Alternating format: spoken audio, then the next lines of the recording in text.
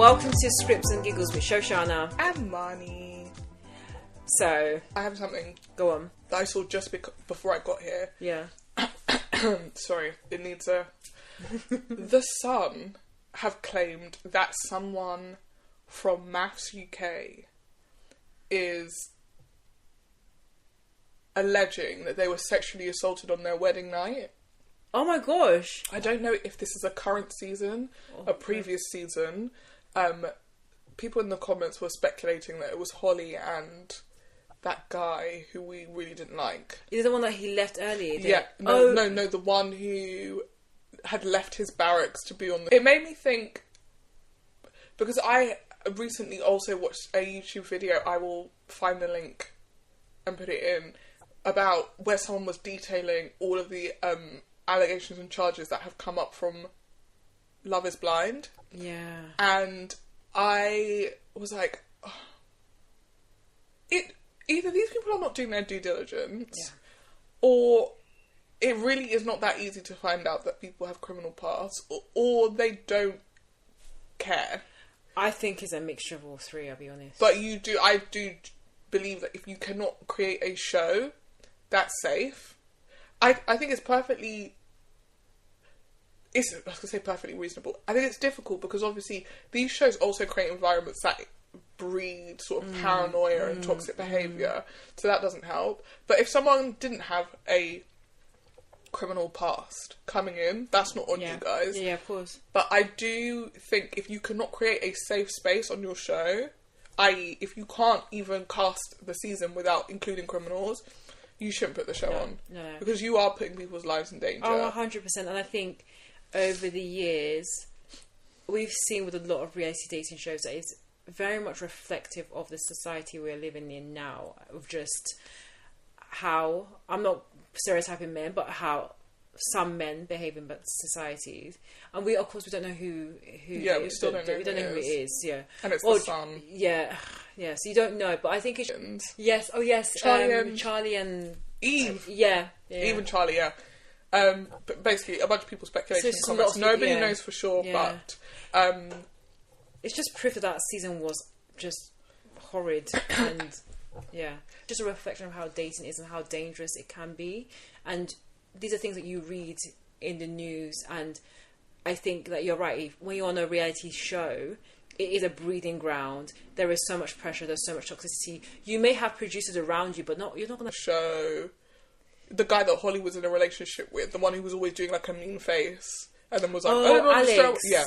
Oh, people think it's Alex because people have said Alex had allegations about him before. Yes. That's not proof to me that he must have done whatever this is. Yeah. But people are saying, obviously if you had form before, maybe. But I don't know whether the allegations he had before were for sexual assault.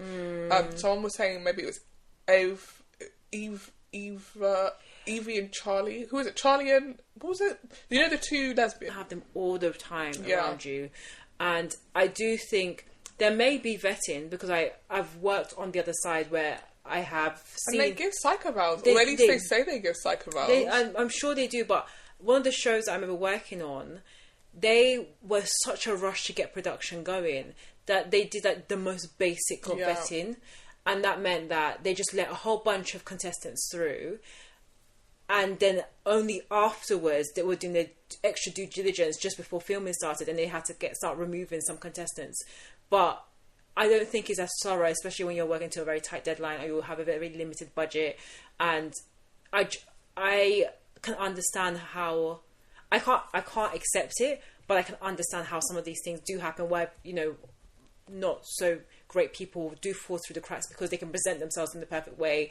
Of course, remember, this is a reality show, so it's about drama, ultimately. So sometimes the nicest people who have no criminal records, who are kind, come across boring. Yeah, they just don't make good TV. They don't make good TV. Whereas the ones that are like, just got a little extra screw that's a little bit loose, they're going to give you the best sound bites, they're going to give you the best TV, and you bring them in because you're like, oh, America or the US or the UK is going to love them. And That's the problem. Yeah. That is the problem. And I just don't understand how many instances do we have to see before things change? Like, how many times have we had things about Love Island? Do we need to have a Jeremy Kyle incident for that then to be like, okay, let's start We literally changing have things? had a Jeremy Kyle incident. And 3 people committed suicide after being on Love is Blind UK. 3. Oh, you mean Jeremy Kyle UK? No, Love is Blind. Oh, sorry, Love Island. Oh yeah, Love Island. So yeah, sorry. So we've only got 1 season. Yeah, second Caroline. Season, yeah. Oh yes, and then 2 contestants. Yeah, that was wild. That was wild. And you know, obviously, there are other factors. I don't think someone just commits suicide because they're on a TV show, but you know when you cast someone if they're a vulnerable person. Yeah. If you put them on a show that you know will be difficult anyway, because I think being on the show is difficult, but then coming out of the show is a whole new level of difficulty. Like, you do bear some responsibility. Like, this wasn't a real show, but in oh my god, I can't remember the name of it, the drama show that was like basically a spoof of like The Bachelor. Was it from Black Mirror or something like that? No, it was a TV show and I loved it. It was so good. It was called... Oh, I know what you're talking about. Oh no, it's gonna piss me off because I know it. I'm gonna find it. It was very, very good, but in that first season, somebody like falls off a roof and it's like a massive thing, and as the seasons go on, they are like racked with unreal. Yeah. They are racked with scandals, and like someone has to be made accountable. Like someone has to be held accountable. You cannot continue to put on a show where you are quite literally putting people's lives in danger. Yeah. That show is fantastic, by the way, if you've not seen it. Yeah, it's a great show. But all my thoughts are to the person or people that have been impacted by this, because it's not right, it's not okay, and I don't think that Channel 4 will take responsibility for it. Neither will the production company. No. So I hope that the person or the people that have been involved and the victims are able to get justice, but we just don't know, especially if, like, at the moment it's just speculation.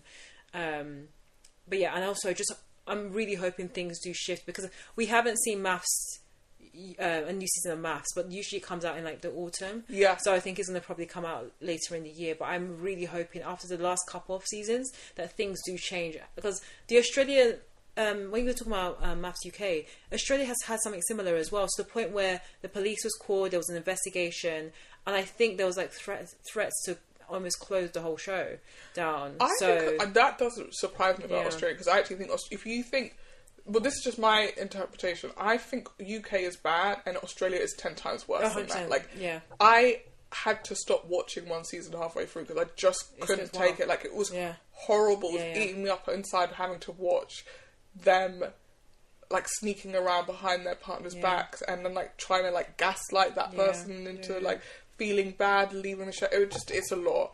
And as much as we watch these shows for entertainment, I don't think a lot of us would watch this show if we knew that people were being harmed in the making of them. 100%. And I think, weirdly, when you're saying like the Australia is 10 times worse, the UK copied the Australia format. Yeah. Because if you watch the early seasons of Married at First Sight, it was absolutely not. And Paul C. Bromson, who was on it, he said it. Like, he was on the first season.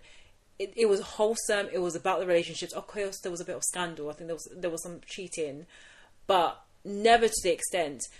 I think, was it maybe before COVID or just around the COVID times, they saw how successful Australia was, and so when the UK came back for the consequent seasons, they copied a whole lot of the Australian format. 14 dinner parties. Yeah, exactly. The box asking questions that was going to lead to drama. Like, it really is like, and it becomes more heightened. Yeah, so heightened. And I think, as we've talked about so many times, like we've talked about reality TV shows incessantly on this podcast, but like, I do genuinely believe anybody who wants to be famous, you should probably look at them sideways. Yeah, 100%. And I think people who want to go on a reality TV show fall into that category. Like, inherently, your wanting to come here cannot be for purely good reasons. The only time when it was pure is like the season 1 of a brand new... season 1 of Love is Blind. That's it. Season 1 of almost every format where you don't know that you're going to be famous. No. You just think this is the way for you to get to the thing you want. Whether it's become a musician or fall in love or bake a cake or whatever it is. In that first season, you don't know that fame comes with it. The minute you know fame is like locked in, you're going to get a bunch of weirdos who just want to be famous. And I find that always attracts bad people. Yeah. It just does. And it creates heightened drama. It's a correlation. More drama, you attract more unhinged people, and the format and the antithesis of the premise gets like lost completely. If it was about love, like it's not about love, it's about drama. Like it just correlates. I was watching something about Love Island USA, which we'll talk about in pop culture news. And if you followed Love Island USA, which, perfectly honest, I have not, they're in their 7th season now. When they started, it was a very small show in the US. Like the UK one was massive of course in the UK, but also in the US. And so it has stayed relatively small season on season. It was only last season that it fully blew up with Cordell and Serena. I think they won like a whole bunch. Like it became super popular. But when they went to the Villa, they didn't know how popular it became. They had no idea. And then they came out, and then people told them like, oh no, the show blew up, because they just thought, okay, I'm going on Love Island. It's a relatively small show. I'll probably be able to go back to my regular job afterwards. Maybe they were looking for love, but again, if you watch Love Island, even if you watch the UK, for you to watch the UK one, you know it's not fully about love. But all these things, and then when it came out, it completely blew up. So I just think, and then now in season 7, it's become massive, but everyone knows it's massive. And so that's heightened it even more. And the characters are even more unhinged. But to that point, yeah, when you don't know, or when you are coming in with a pure intention, which is really hard these days, I believe you get better TV. Like I've had to switch out of Love Island completely because I just can't, like Love Island UK, because I just cannot stand the amount of quote unquote drama, but also how unhinged. And I keep on seeing snippets of what's going on, and it looks absolutely vile. I heard Women's Aid is also had to like release a statement because they feel like the way that the men are behaving on this season is particularly bad, which is like, how embarrassing for you to make a show and have a charity basically say, if you need help after watching this show, we're here, and like this behaviour is unacceptable.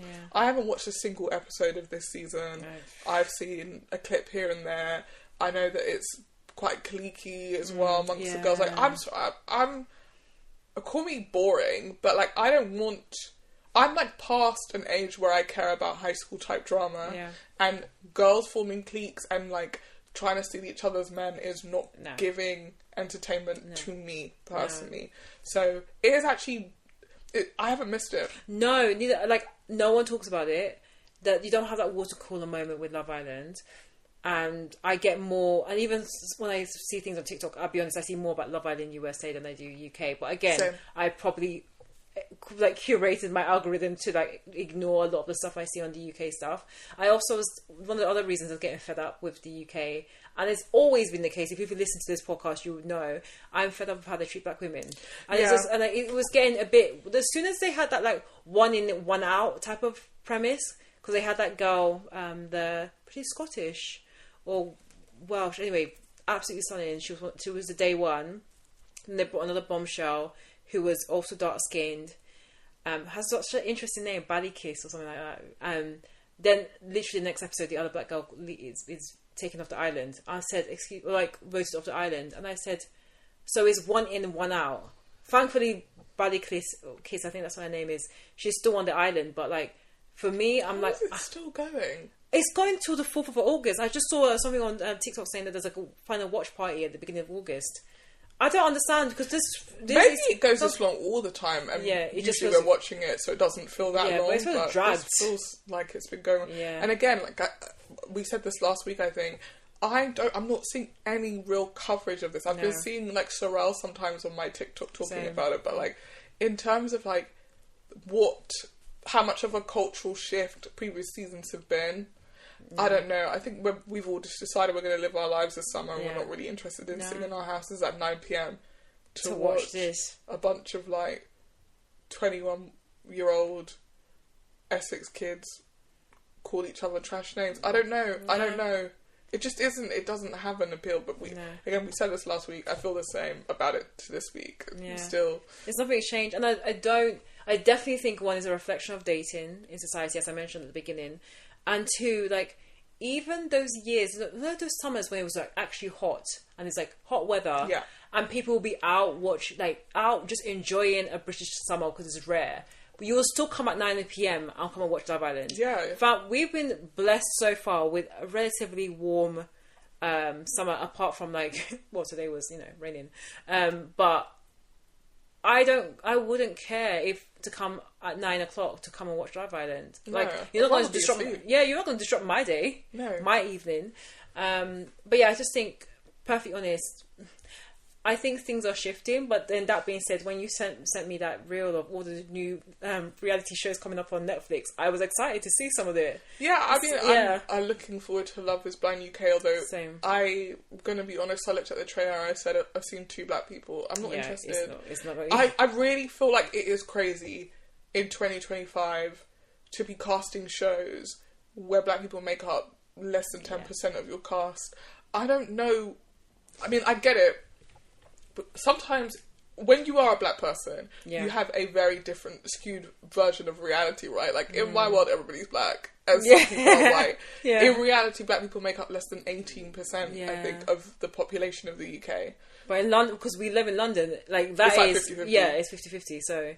And so, when I watch a show, and I'm seeing there's, like, 10% black people, I'm like, you have to have tried really hard to do this, for me. Yeah.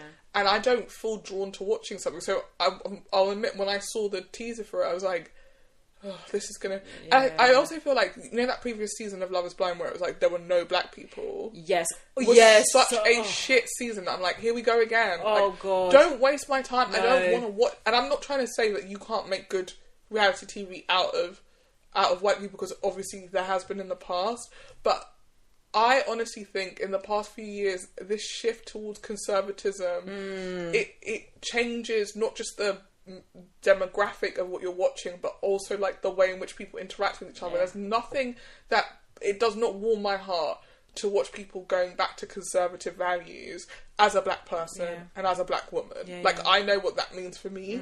So it does make me less excited for stuff. Yeah. Oh no, 100%. Like that season of Love is Blind last year was like one of the first nails in the coffin of my experience with Love is Blind, because I think we had held that reality dating format to such a high regard.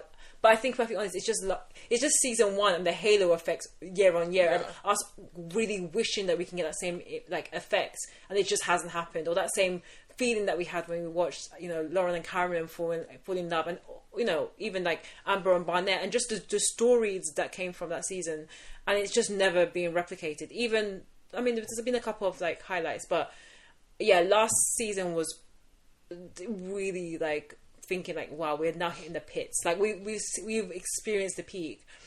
I saw the trailer. I was like, I think I was just more excited. Like, okay, Love Island, not Love Island, sorry, Love is Blind series 2 is back. And the good thing about this season is that they filmed before the new season came out. Okay. Sorry, they filmed before series 1 came out. So this is another group of people that don't know. Yes.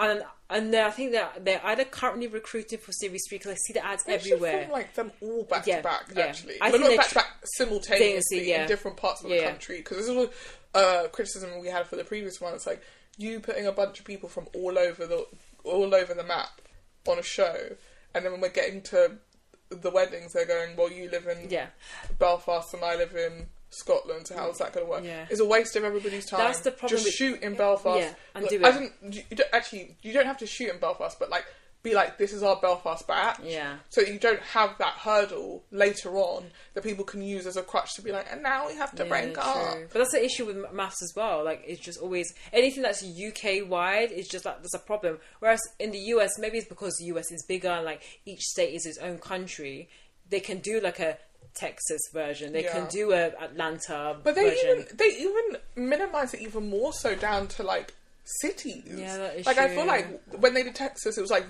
it's Austin. Yeah. Yeah, like this is you recognize each other. You recognize people from the apps because it's one city. It's not like going. We're picking people. It's all over the UK. You've got people in Manchester. You've got people in Hull. You've got people coming from small towns. You've got people coming from big. It's just you are setting these people up to fail. You don't give them money to relocate. No. You just say good luck. Yeah, I know you've fallen in love with this guy, but you might never see him again. True.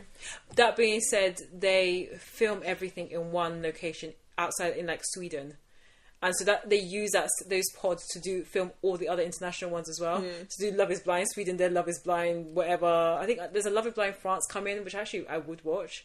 I saw some black people on there, and they were speaking French, and it was really pretty, and I felt like I understood the French, even though I didn't understand every word. Yeah. But yeah, so I was excited to see that. We'll just wait and see how that goes.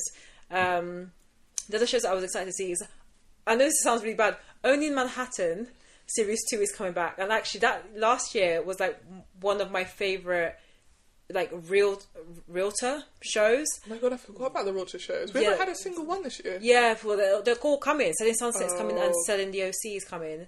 But Only in Manhattan actually to me like blast them out of the water because it's just so real. It's based in New York.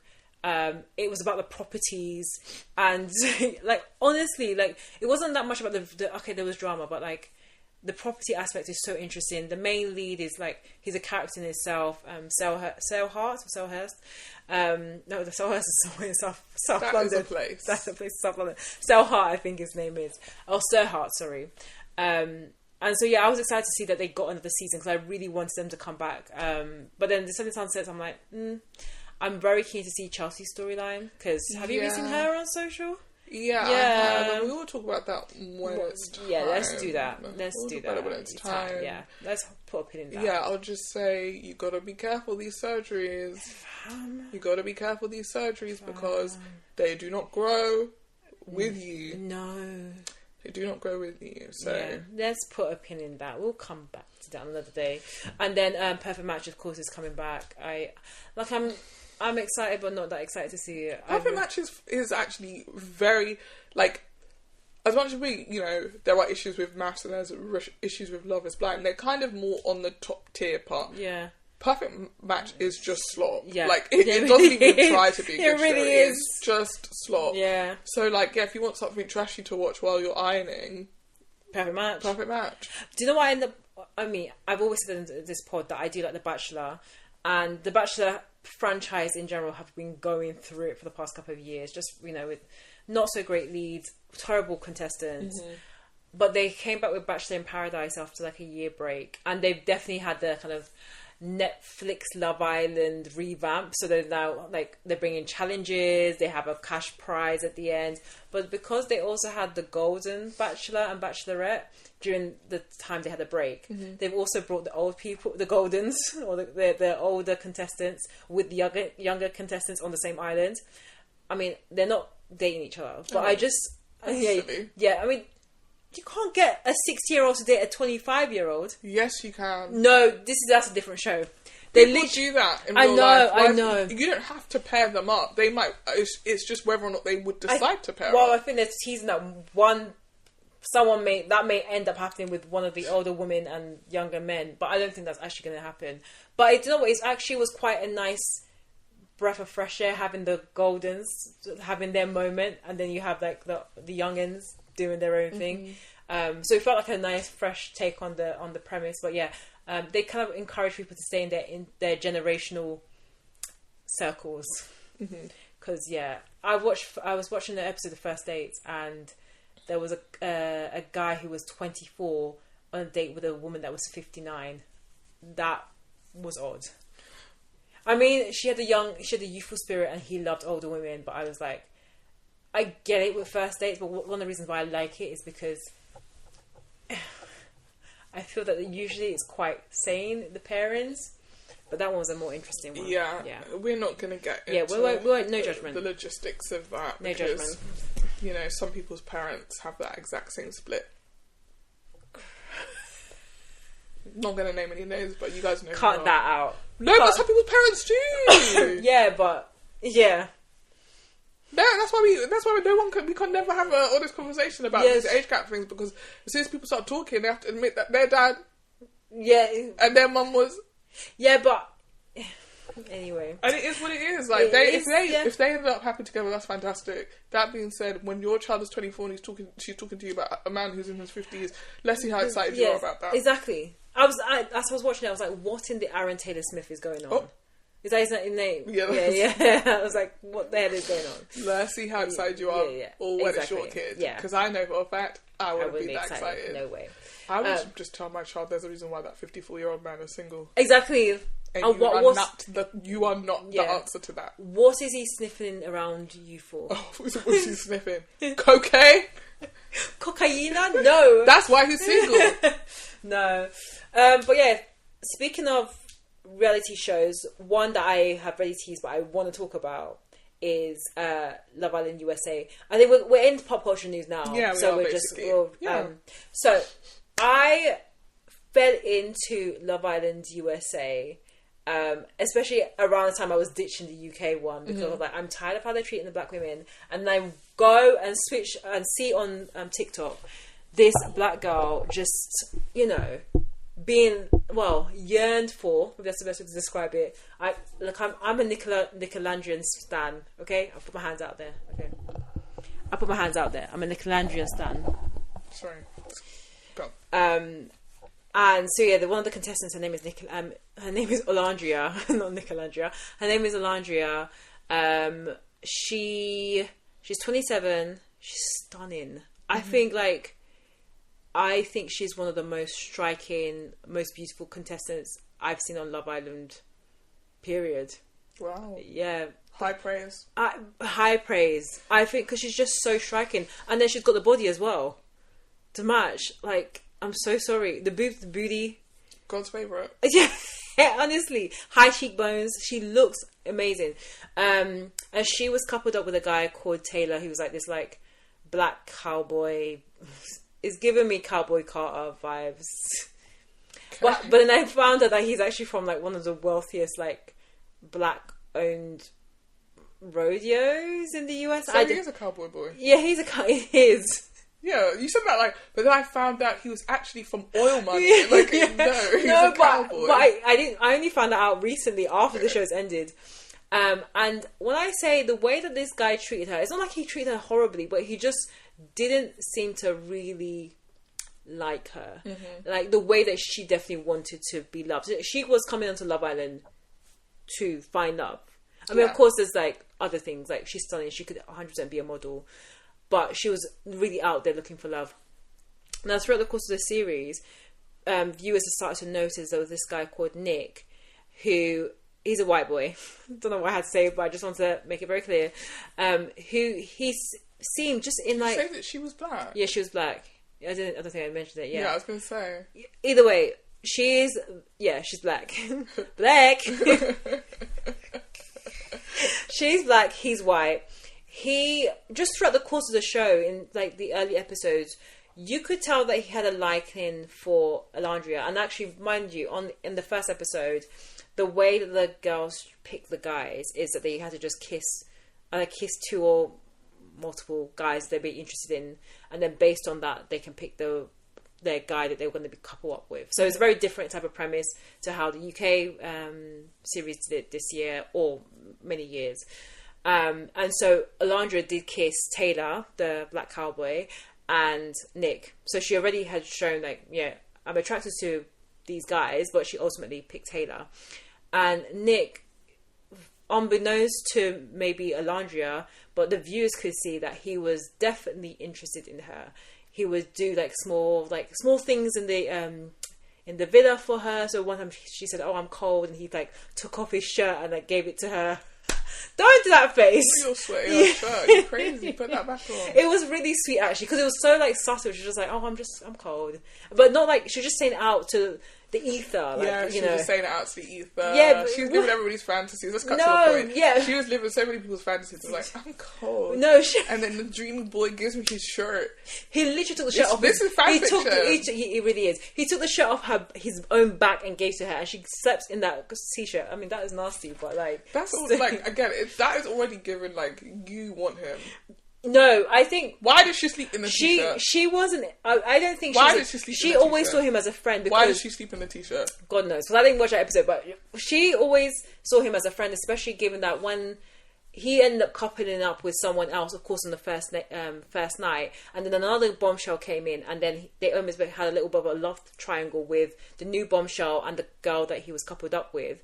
So he was always preoccupied. He ended up going with the new bombshell. Her name was Sierra, and for most of the series, he was like closed off with her, which I think is a new way of saying exclusive. Because you don't give your shirt to some girl when you're closed off to someone else. Yeah, I mean, of course, that's the thing. Then you don't sleep with some guy's shirt who's not your man. I mean, there's that too. That is too. Oh, we're just such good friends. There were always, look, as far as we know, it was always friendly, especially from Alandra's side. But then any time there was challenges, especially like kissing challenges, Nick would always pick Alandria. Like he said that she was the most attractive. Sorry, not most attractive. The best kisser other than his current partner.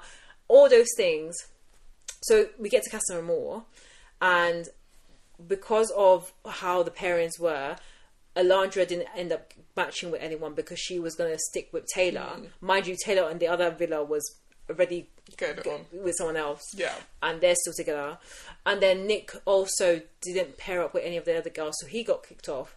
Now, this is when the producers intervened because the noise around the interest with Nick liking Alandria starts to become really loud on social media. You know, there's massive watch parties. This whole Nicolandria gate began hive began because they were seeing that, you know, there's this fan base around this couple.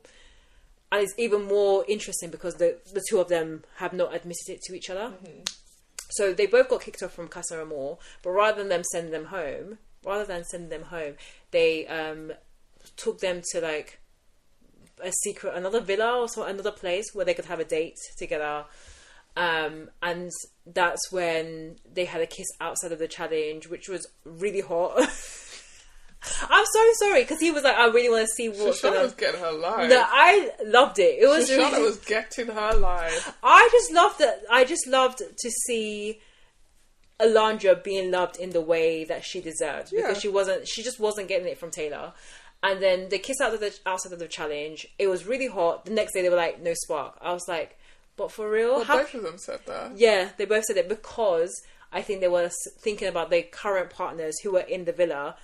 But you guys were voted off. Well, they were voted off their respective villas, but the other partner didn't know. And mind you, Taylor had moved on with someone else. Sierra, Nick's partner at that time, she actually decided to stay and wait for him. So she assumed that he was still in the villa. Anyway, they all reunite. Sierra and Nick get back together, and that's when they have the closed off conversation. So I think they were pretty much together. I don't know how all this Love Island, the terminology, because it's not like boyfriend girlfriend. No, it's like they never. Exclusive. Boyfriend girlfriend is a big deal. It's a big deal. It's like finale language. Exactly. Yeah. It's exclusive. It's closed off. All that kind of stuff. So that's when they had their closed off conversation. Alandria now realized that Taylor's with someone else, and so she ends up being single, but she gets saved, so she wasn't eliminated from the villa altogether for the second time, even though people thought by this point you should go.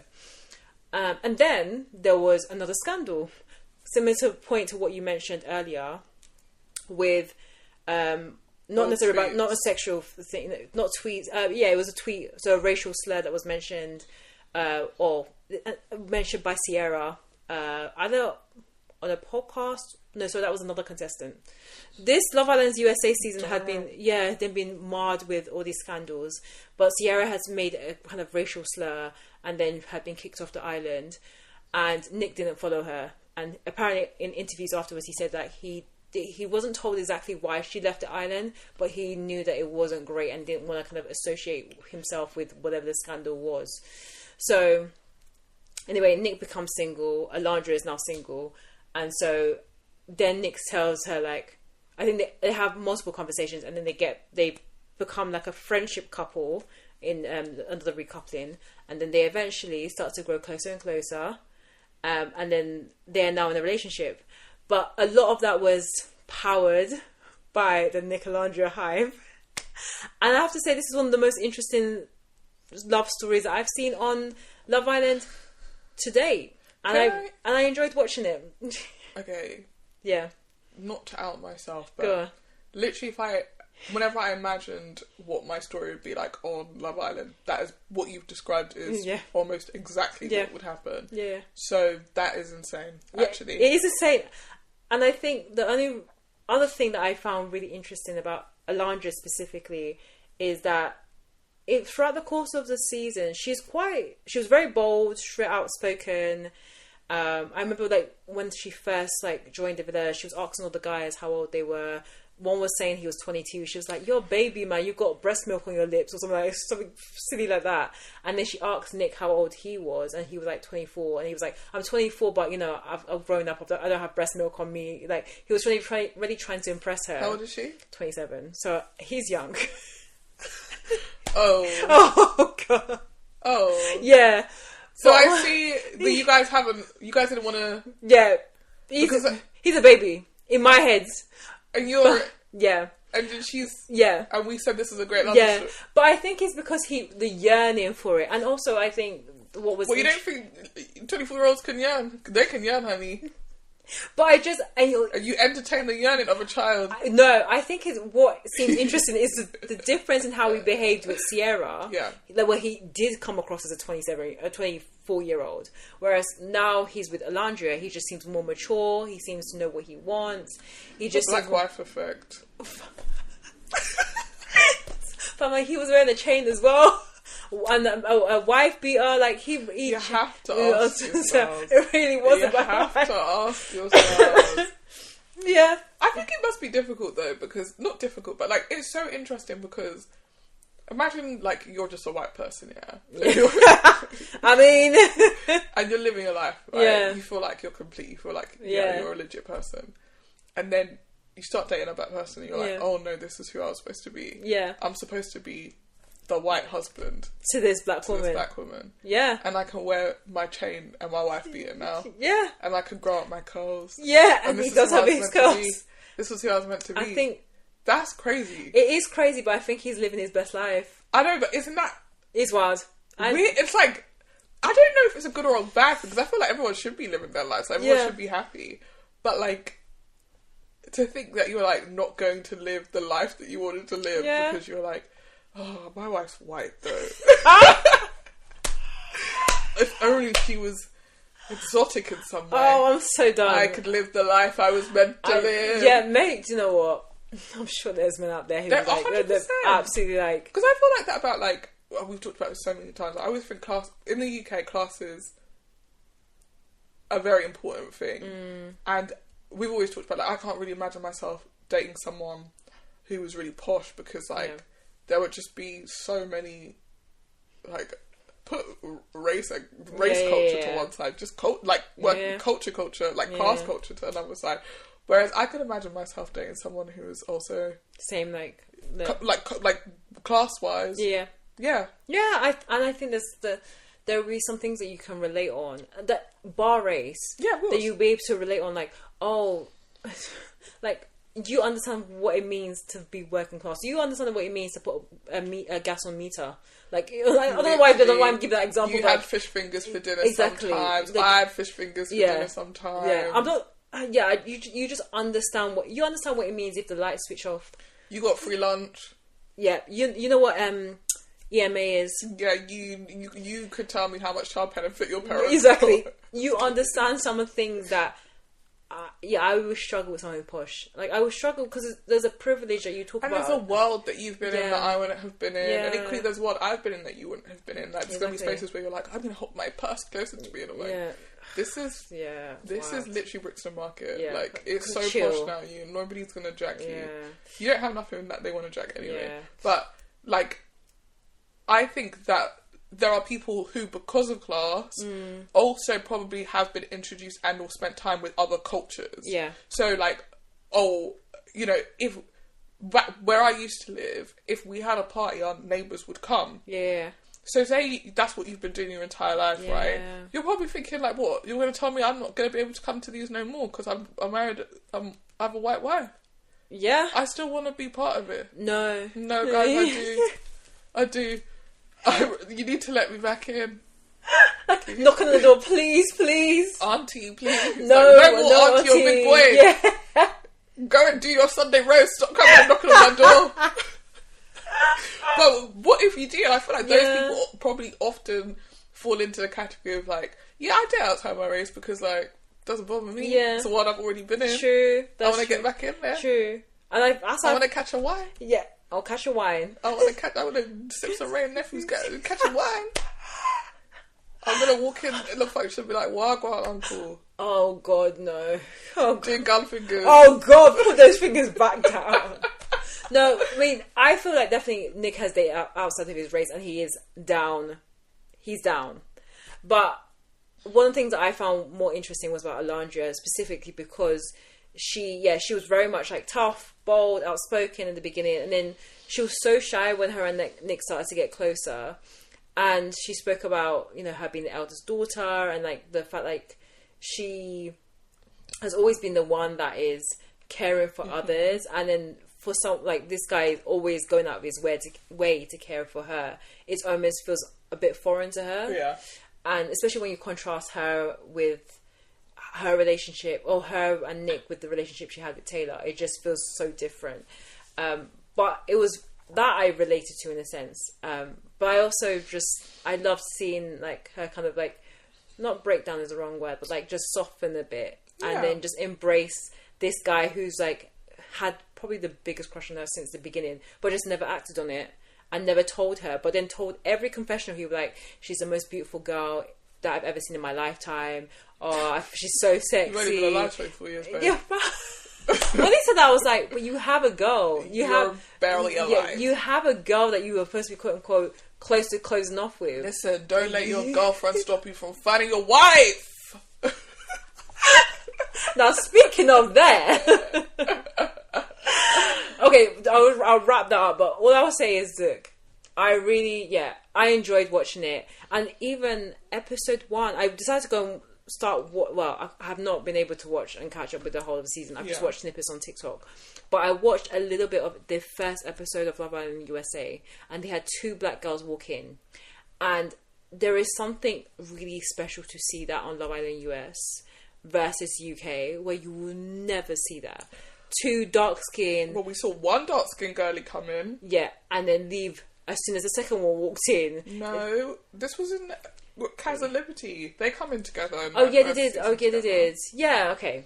But it's always, you can't have 2 together. Apparently they're not friends anymore as I know, well. I heard. Yeah. Wonder what that's Sticky. about. Yeah. I don't know. Because also Kaz has been hanging around a lot with, what's that mixed race boy and then that boy with the crazy hair? This is all very helpful. If you know, you know. The one that was dating that other girl. That's not helpful. Chloe. Yes. Yeah, him. And then the other guy with the crazy hair was on Dancing on Ice. Chris, and I want to say Wes, but I know that's not the mixed race boys. No, that's not his name. What's his name? Oh, it's gonna piss me off. It's gonna piss me off so much. But yeah, it's a shame they're not friends anymore. But anyway, that was my roundup of Love Island USA. I feel like moving forward, I will probably be watching the US version over the UK. And it starts earlier, but it sounds like US is in its golden era, and let's see how long it lasts, because like UK was in its golden era for like 3 years maybe. Yeah, true. And then it flopped hard. Which is where they are currently now. A part of me now feels like I want to go back and watch Anna's season to see if it was actually good, or maybe we were just in a different place in our lives where we were like, this is exactly what we wanted.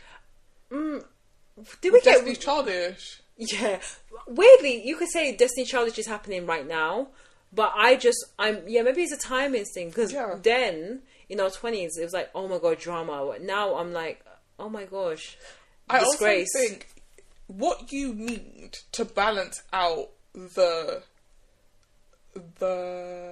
what's the word I'm looking for? Mischief is accountability. Yes. And on that season, every time the boys did something whack, the girls got them together. So it felt like there was a constant balance. There was a yin and yang. It was never just, if it was just the boys doing wall-to-wall foolery, it wouldn't have been fun. And in the later seasons, that's what it becomes. It's like the guys are doing whatever and the girls are focused on anything but that. Yeah. And also, even from what I've been hearing about this season, is like there's a couple of girls like. There's a couple of guys who are messing around with the girls, and the girls will just take them back and be like, yeah, well, that's how boys will be boys. Basically. And the boys are talking about how they're like, yeah, these girls are like, whatever, we just do what we want. Like, that's the problem. Yeah, it's just dark. I don't want to go to that world. I don't want to be in that world. Yeah, and talking of Kaz, her buddies are Chris Taylor and Toby. But she's been friends with Chris for a long time. Yeah. I'm buddies with Toby too. Isn't she? How? She probably is like our age, I imagine. Don't lie. I feel like she was. Kaz, she's got to be like 28 probably. Age. Oh yeah, because everyone starts off. No wait, I see a 3 already. 30. Okay, she's bang on 30. How old is Toby? I think he's young. No, he's 26. young. No, because what's her name? Chloe was like a baby. 26. You're right on that. On the money. You guys got to be careful for these people. I honestly, I do feel like in your 20s, you being 28, your partner being 24 is nothing. Hit 30. Yeah, it hits differently, man. It's a different, you're literally in a completely different season of your life. Yeah. You are not going to want to hear a 26-year-old, yeah. No. Your world is not my world anymore. No. But anyway. My year is different to your year. That. Yeah. That. Yeah. Yeah. I will just cover this briefly because we kind of talked about don't let your girlfriend wait. So, don't let your girlfriend stop you from finding your wife. Don't let your girlfriend stop you from finding your wife. Don't let your girlfriend make you break up with your wife. This is regarding Coldplay. I'm trying to find a nice segue. I don't know why that felt like an email. Literally, this is regarding Coldplay. Well, thank you. This is a corporate meeting to discuss the Coldplay incident. To Shoshana, the Coldplay incident. Which I feel like was a discussion the day after. Can you imagine in that company, after what happened, the teams, the Slack messages, fam, the copies. The first person to put it in the group chat, even, because somebody needed to see it on TikTok first, to be like, guys, is this who? Because they got it quick. They found them quick. Yeah, I don't even think the night was over before people had their names and addresses. I think that was an employee who was at the Coldplay concert. Oh, the friend? Not the friend. Someone else in the crowd. And was like, bruh, isn't that my CEO? From the workplace are going to see Coldplay on the exact same night. That's crazy. Yeah, but if the Coldplay is like in your city and then your office is there. Coldplay we do 3 nights in the city. They don't give winner 1 night only. One night only. Everybody better come. Bring your CEO, bring your lover. I just think, do you know what? It would have never been an issue if they didn't react so badly. They didn't jump out their own skin when the spotlight shows. I've never been in a tryst, a secret tryst. Yes. I don't know how I would react if I was all loved up on the camera turn. I'm on the big screen. I'm looking at myself. I'm like, God. Oh, the PTSD. But you're right though. Who's gonna think? Oh, based on the fact that I'm on this big camera, my wife will see. No. I would be like, oh, it's just for this concert. You're right. If they hadn't been like, jump out. My guy, the CEO, jumped to the ground. The girlie just turns her head. It's given, and then for Chris Martin to be like, either they're really shy or they're having an affair. Wow. He knew what he was doing. Honestly, the way I was thinking about it this morning, I was like, I think that, you know the show Cheaters? Yeah. Cheating is a crime. They should either get Chris Martin to do a guest appearance. What he does is he puts on a concert and then they invite the cheaters every single week and they do the exact same thing. Or they re-record the theme song with Coldplay just to like commemorate this moment because it's too iconic. The fact that Chris Martin was just out there just having a conversation like a joke, like haha, maybe they're having an affair. Dead on.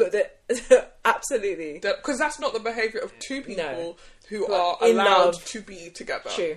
Two people who are willingly in a relationship don't go, no, hide. That's what will happen. You know when... it's like a cartoon even. It's true. Because you would think, you're right, even if I was cheating, I would maybe try and style it out and be like... No, don't worry. And then I'm going to go to the loo quickly. Yeah.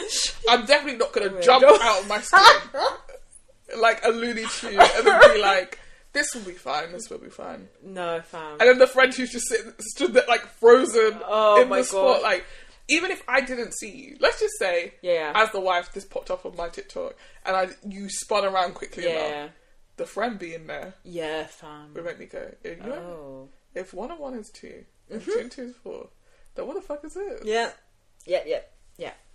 So, basically, the CEO of a company called Astronomina. No, Astronomer. You added extra letters. Astronomer, and his chief people officer, basically the most senior person in HR, were caught canoodling. They will. If you don't know what the definition of that word is, watch the video. Watch the video. They looked loved up and enjoying themselves. They're going to remove the description of canoodling and just put their face. Just put it, Put the video there. Yeah, and then again, what is hidden in the dark will come out in the spotlight at Coldplay's concert. Because that spotlight spun around, saw them, they started jumping around, and then that was it. Since then, the CEO has resigned. He was removed by the board of directors first. Because but then he said, "Don't come to work today." I mean, what? Why? I'm not being funny though. We should talk about this. Go on. Why is what I do in my house got anything to do with this business? Stock market. Don't just say stock market. The stock market, like. Why does the stock market care if I'm fucking someone else? Why though? It's because it's all about perception. If the CEO is moving mad, they will assume. I'm just having one affair. But you're moving mad. If you're moving mad in your own personal life, you're moving mad with our business and our money. Therefore, there's risk that the stock market will, like, our value will drop. Therefore, you have to go. Or, guys, maybe you're looking at it wrong. Go on. I'm running the business so well that I now have free time to do an affair. But if you're having free time for you not to even think about more ideas to grow this business and grow our share, it means you're not the right man for the job. But maybe I'm the right man for the job, because if I can juggle a relationship with my wife and a relationship with my lover, can I not juggle a business? But it's also about integrity. And at this moment in time, you lack it all. Because you got me there. If you're cheating on your wife, if you can't be faithful with your wife, how can you be faithful with our business? That is a good point. But what you also have to ask yourself is, like, what did the wife do to make me do the cheating? You know, maybe you need to ask yourself. You threw me off with that. No, not me being the victim. I had to cheat. Fam. Do you know what's crazy? I saw a Twitter post today about someone had asked ChatGPT, am I the asshole if I cheat on my wife because she didn't cook dinner by the time I got home? And ChatGPT was like, listen, you're upset. I was basically like being like, you're not the bad guy in this. Yeah. And this is the problem with ChatGPT. 100%. She's gonna yes and you to death. Yeah. She'll be like, girl, you've never done nothing wrong. Yeah. You need to go. What? You want to steal your sister's man? You should do it. Yeah. If you feel like you should. 100%. We're going to end up with people doing stuff that ChatGPT had encouraged. Co-signed. ChatGPT co-signed it. So it's fine. For you to be asking ChatGPT, is it bad that I cheated on my husband? And she said it's fine. People will be going to divorce court to be like, I would like to read. I was sad at the time, Your Honour. And when I'm sad and need comfort, the comfort I found was in the arms of Barbara. Is that a crime? Yes. Cheating is a crime. It literally, you broke your marriage vows and your wife can divorce you and take everything you got. Yes, and they'll use the ChatGPT transcript to use as evidence against you. Because if you're asking ChatGPT, should I cheat on my wife? You've already cheated. No, I'm asking ChatGPT if I'm the arsehole. But you already know you're the arsehole. Anyone who asks the question, am I the arsehole? You are an arsehole. No, a lot of the time some people aren't the arseholes. They've been made to feel like the arseholes, but they weren't. It's like, am I the arsehole for saying don't bring your kids to my wedding? Is that an arsehole move? Okay. Exactly. No, it's because you got me on that one, because I do struggle with that question because I don't know if you're going to bring kids to your wedding. That being said, but what if all my friends have kids? Like, I can't say no. That's okay, we just won't come. Yeah. And then who's the arsehole? Exactly. You know, you're like, am I the arsehole because I asked my friends not to bring their kids and then they said they're not going to come?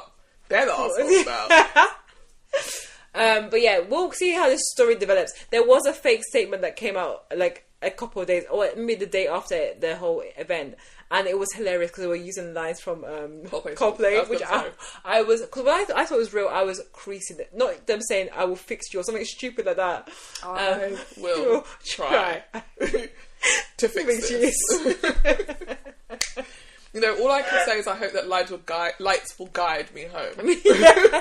But the lights are off, man. Because I think the lights were on. The lights were on in your affair. Yeah, but the lights will not be guiding you home. No, they absolutely will not. Because I think there's going to be some divorce, and there's going to be some.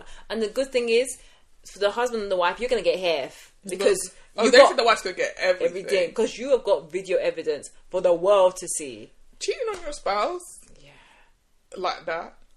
You really don't. But this is what I mean. He maybe tell everyone, I'm so rich, I actually don't care. Take it. That's the thing. I want to be with her. Yeah. I want to be with her so badly. I'm canoodling at a Coldplay concert for everybody to see. But then also, it just makes you think, like, a lot of women out there want, like, I want the CEO. But the CEO maybe just must know. I also just can't get past, like, we talked about this earlier, but I just can't get past, like, where you have to be at in your cheating to be going to concerts together. Yeah.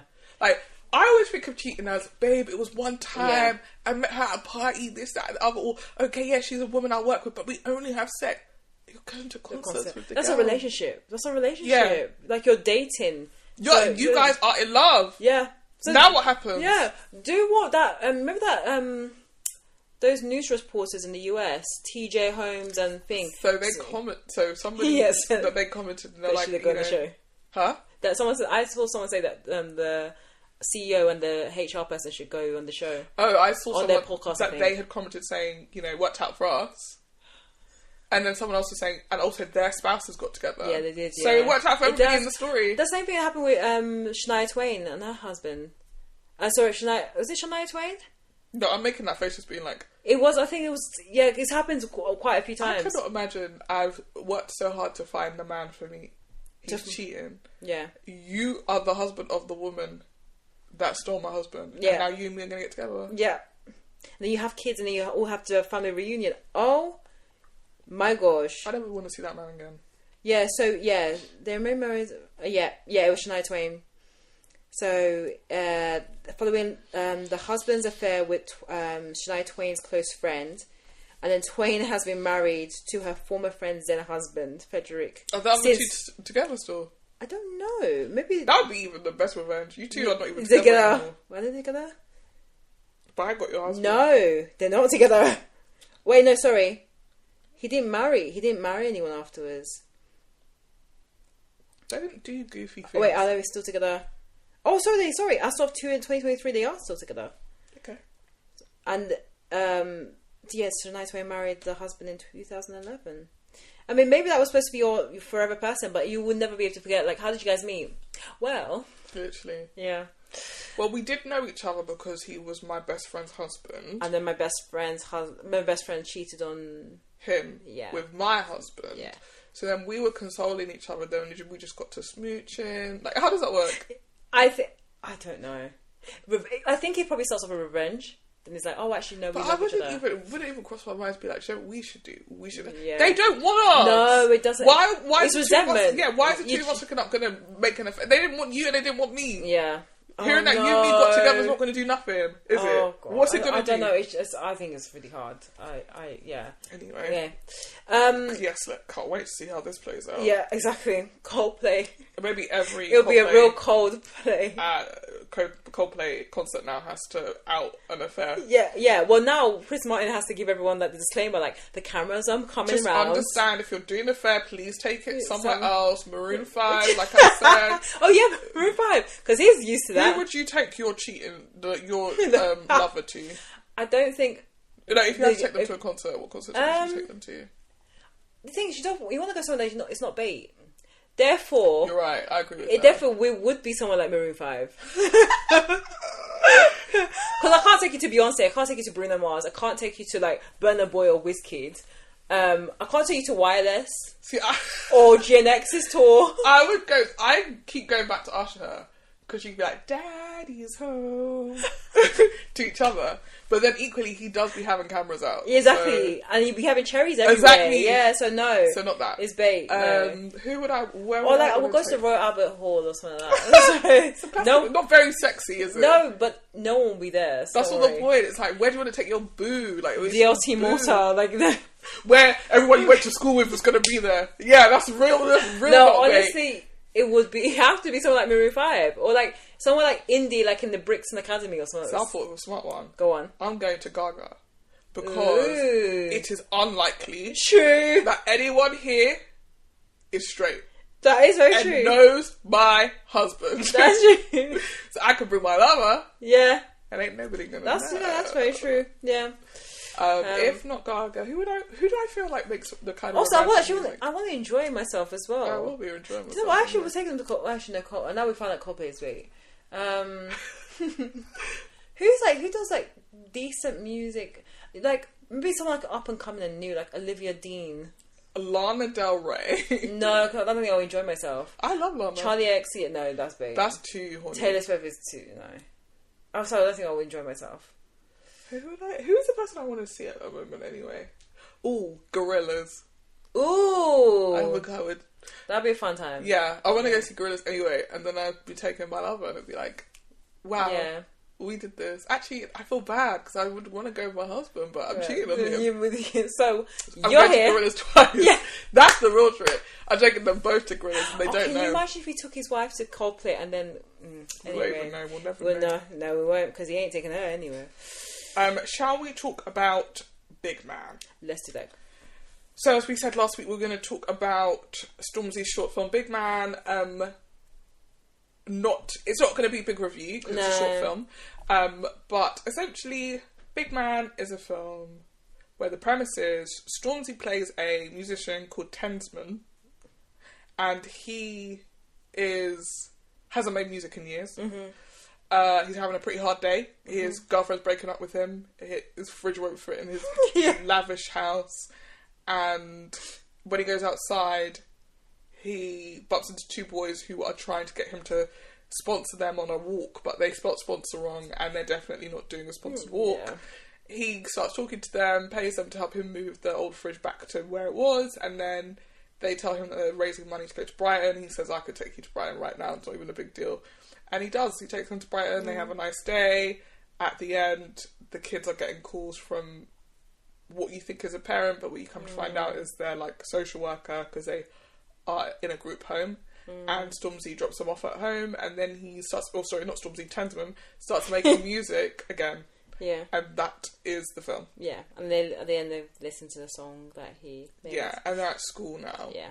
Which they don't explain why the kids have decided to go back to school. But they're in school doing experiments. It was very cute. What did you think of the film? It was cute, but it lacked... I mean, sorry, it's hard because it's a short film. So I'm not expecting it to give me like full meat of narrative and context.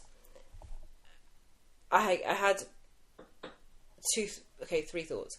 First thought was the wig. Because that was a character in itself. And when I talk about the wig, I mean the one that was on Tenzin or Stormzy's character. It was... That's the only wig. Yeah. I'm talking about the wig. It's one wig. Yeah, I know, but it's just... It had its mind of its own. Like, it was just... It felt so extra for what... I know what they were trying to portray with the wig and with the parents. What were they trying to... That he was... Things were not easy for him. Well, actually, Stormzy said he just wanted some sort of delineation between Stormzy the person and Tensman the character. And I think that would have been successful if they pushed that wig just a little bit further back. I don't think the placement of the wig was the issue. I think the wig was the issue to begin with. He should have worn a hat. Yeah, I think... He should have worn different clothes. Exactly. He should have dressed as Stormzy. He should have dressed as... big wacky guy who makes, campy music. Yeah. Something. If you want to be a different person, be a different person. Or you have to do what the girlies do. The Oscar girlies. Lace from. Lose a bunch of weight and like go completely unrecognizable. Do what's his face? Film. The commitment. Mind you, this is all shot on an iPhone. It's not even. there's debate about whether it's all shot on an iPhone. According to the Apple press release, it was all shot on an iPhone. Yeah, I feel like it's like, it was probably shot. Majority of the footage was, but the editing took liberties. So that was my first thought. The second thought was, I know that in terms of the premise, especially towards the end, where you understood where the young boys were coming from in terms of their background, and they were living in a group home, and maybe did not have the easiest of lives, and then them being able to build this friendship with this, like, okay, maybe he's a wash-up rapper, but like he's someone famous, and like trying to almost like have this period of joy, like seeing young black boys happy and just like living life, and without any kind of inhibitions. It was something very nice about it, but I just couldn't shake it off, like the idea that two young boys would jump into a car of a complete stranger. Two young boys would do that. I know they would, but in my head, this story could have gone a completely different way, and that's what I kept on thinking at the back of my mind. Like, this doesn't feel realistic. Well, this is based on a true story. Really? This happened to Stormzy. Oh my god! Okay, that I did not know that, because I was like, I didn't know that either. This is completely wacky. At the time that I watched it. Okay, yeah. But yeah, and doing some research for the pod. Yeah, this is based on a true story. Two boys came to his house and asked for money. Yeah. And then 2 days later, he took them to Brighton. Okay, maybe I'll reel myself back. No, I think it's just you're allowed to have had the experience or the reaction that you had when you watched it. Because I did find myself, as I was watching it, being like, you're an adult. Yeah.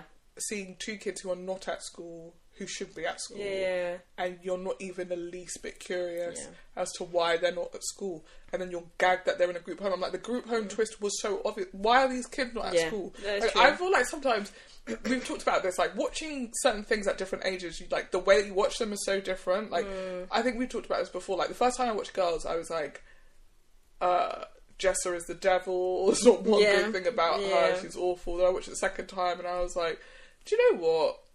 She is still the villain. I stand by that. But I also felt that Hannah was awful. And then watching it the second time around, I was like, Hannah is incredibly self-centered, but I don't think she's a bad person. Whereas I do think that Jessa is. Yeah. And Barney is perfect and never done anything wrong in her life. Oh, God. But in watching this, that was me. Okay. Sorry.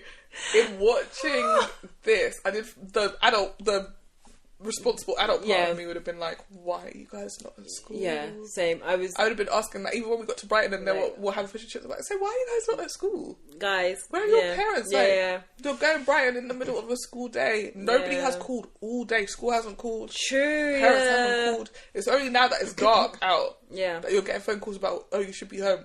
That's crazy that that didn't happen earlier. Because if I had a child and they didn't go to school, I would like to think I got a phone call. Exactly. If I had a child and they got to 4 and you're not home, unlike us when we were coming home like 5, 6, 7, being like, oh, I was at school.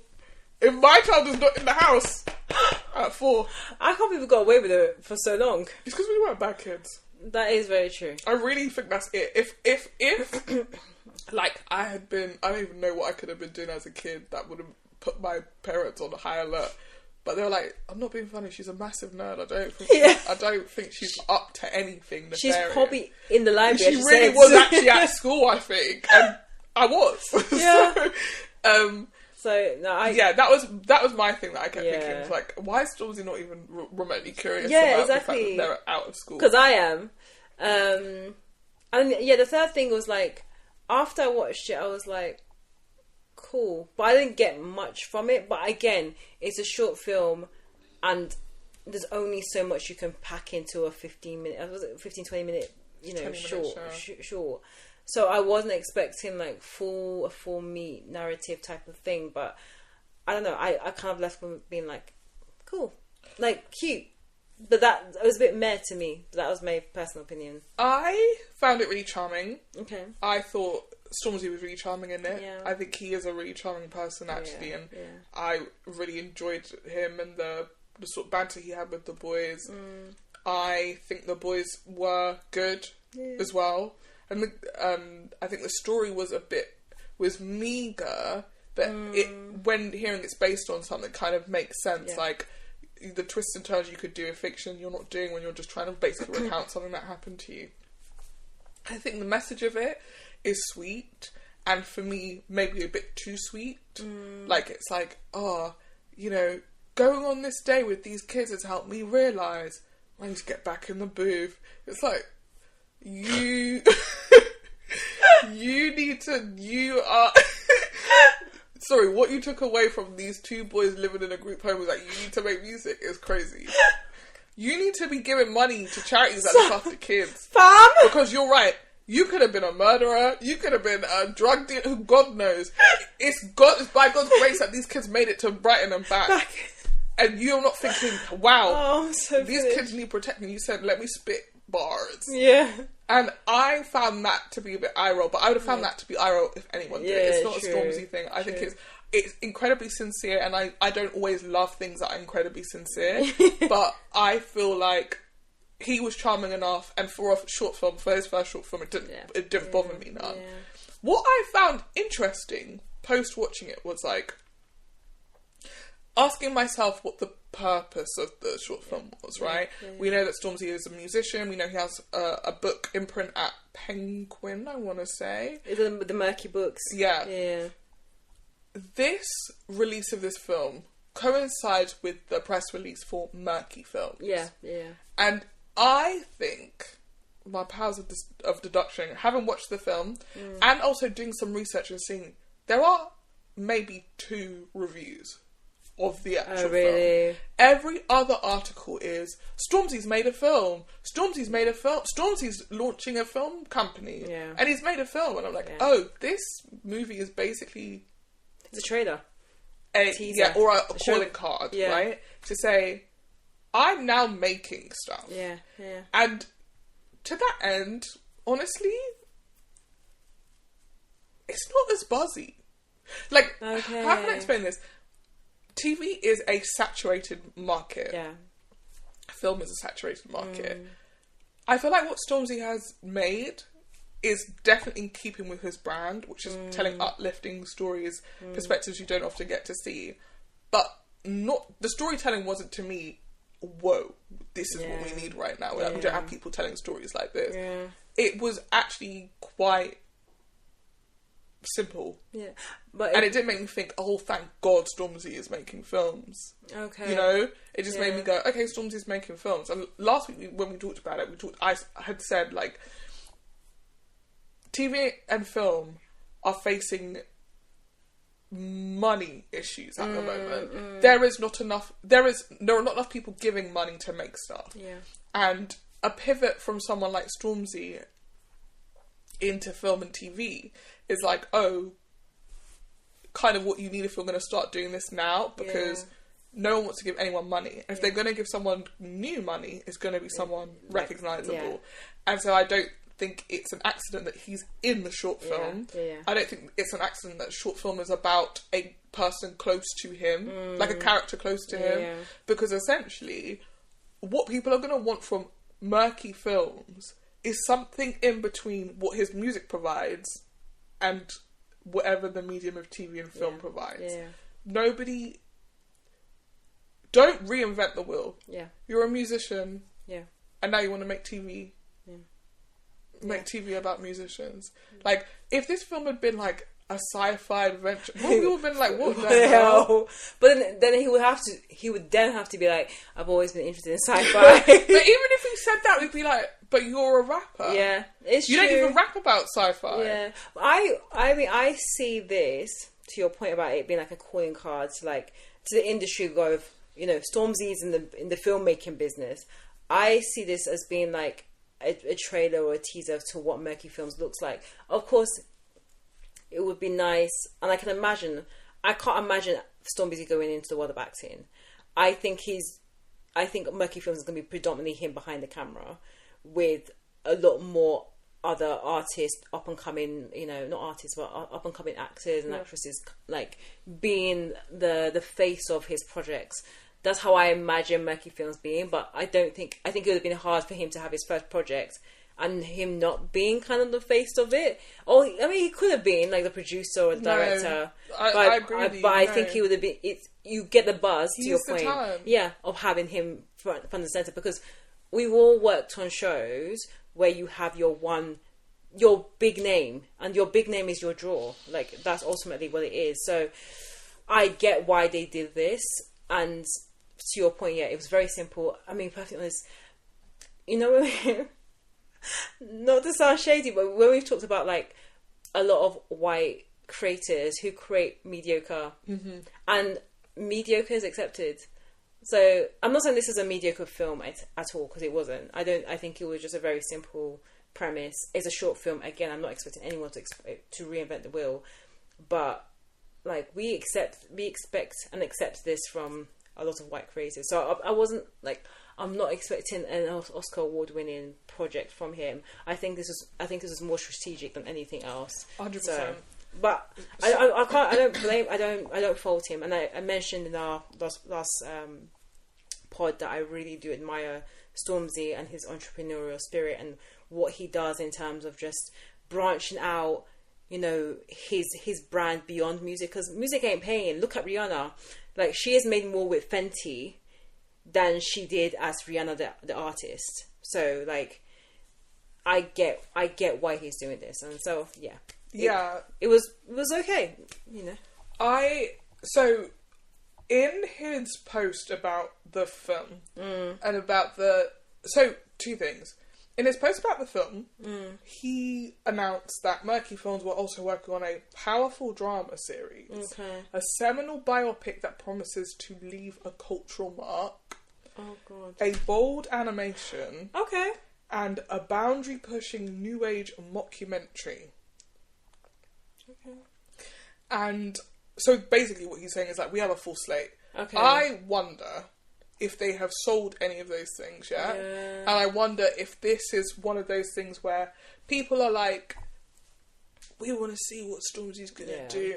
And he's made the short, and now he's like, and this is what we're about to start selling. So if you're a TV commissioner right now who follows Stormzy and sees this post, you're now going to be primed to do it, to either ask or to receive the scripts or specs or pitches for these things.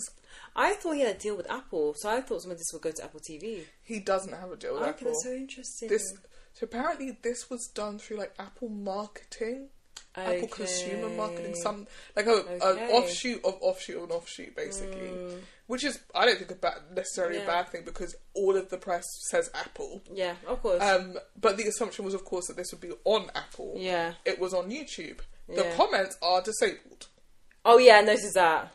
Which I think is very interesting. Yeah, but they had another short film, and I think they did the same thing. They had other short films on Apple TV's YouTube. Why are you disabling the comments? That's what YouTube is there for. I think. I mean, know why. Yeah, I'm just saying why. It's very obvious when you're disabling the comments. To me, it actually starts to make me think, oh, this is going to be bad, and you know it's going to be bad, and that's why you've disabled the comments. I think you should just leave them on. I think about when I was working at a company where anytime, this company didn't just do TV, they did everything. Like, they did media in general, TV, broadband, services, and you could promote any original programming on their social media, and all it will be about is, I've not got my broadband in time, or my internet is bad, or you guys are so expensive, and it never was about what it was promoting. So of course they always get the comments up. But see, is that everyone, or is that just the people that are commenting? Like, is the ratio of comments to likes the same? Because I find that you'll get like 5,000 likes and then like 500 comments. Yeah. Those are just the people that are really, really pissed off. Yeah. All the other people that watched it just watched it as it was. They won't watch it and be like, I'm also mad about like broadband. True. Sorry. So I find it weird, not on Apple's part, but a bit on Stormzy's in terms of like, you are making art that is in conversation with your fans, and you're No, removing the comments. I have a removing the opportunity for conversation. I have a feeling that's probably more on Apple's side than Stormzy's. Yeah, and I'm just saying it's a weird move on Stormzy for the Stormzy side of this. Yeah. The other thing about the film is that one of the boys was street cast. Okay, I don't know who that is. I think his name is Clevis or Calvin. Sorry, he said they were casted on the street. Yeah, as in they did auditions. Okay. The street auditions. Okay, yeah. So I was like, what street cast? Yeah. Cast on the street. Yeah. The other one, Jaden Eastman, was Simba in The Lion King. Oh. This film has no credited writer. Interesting. But Stormzy says in an interview... You're right. That his producing partner, Akua Jamfi, wrote the script. Okay. So I was like, how curious that you are acknowledging that she wrote the script. But you're not crediting her. But she's not credited. A little birdie told me she asked to not to be credited.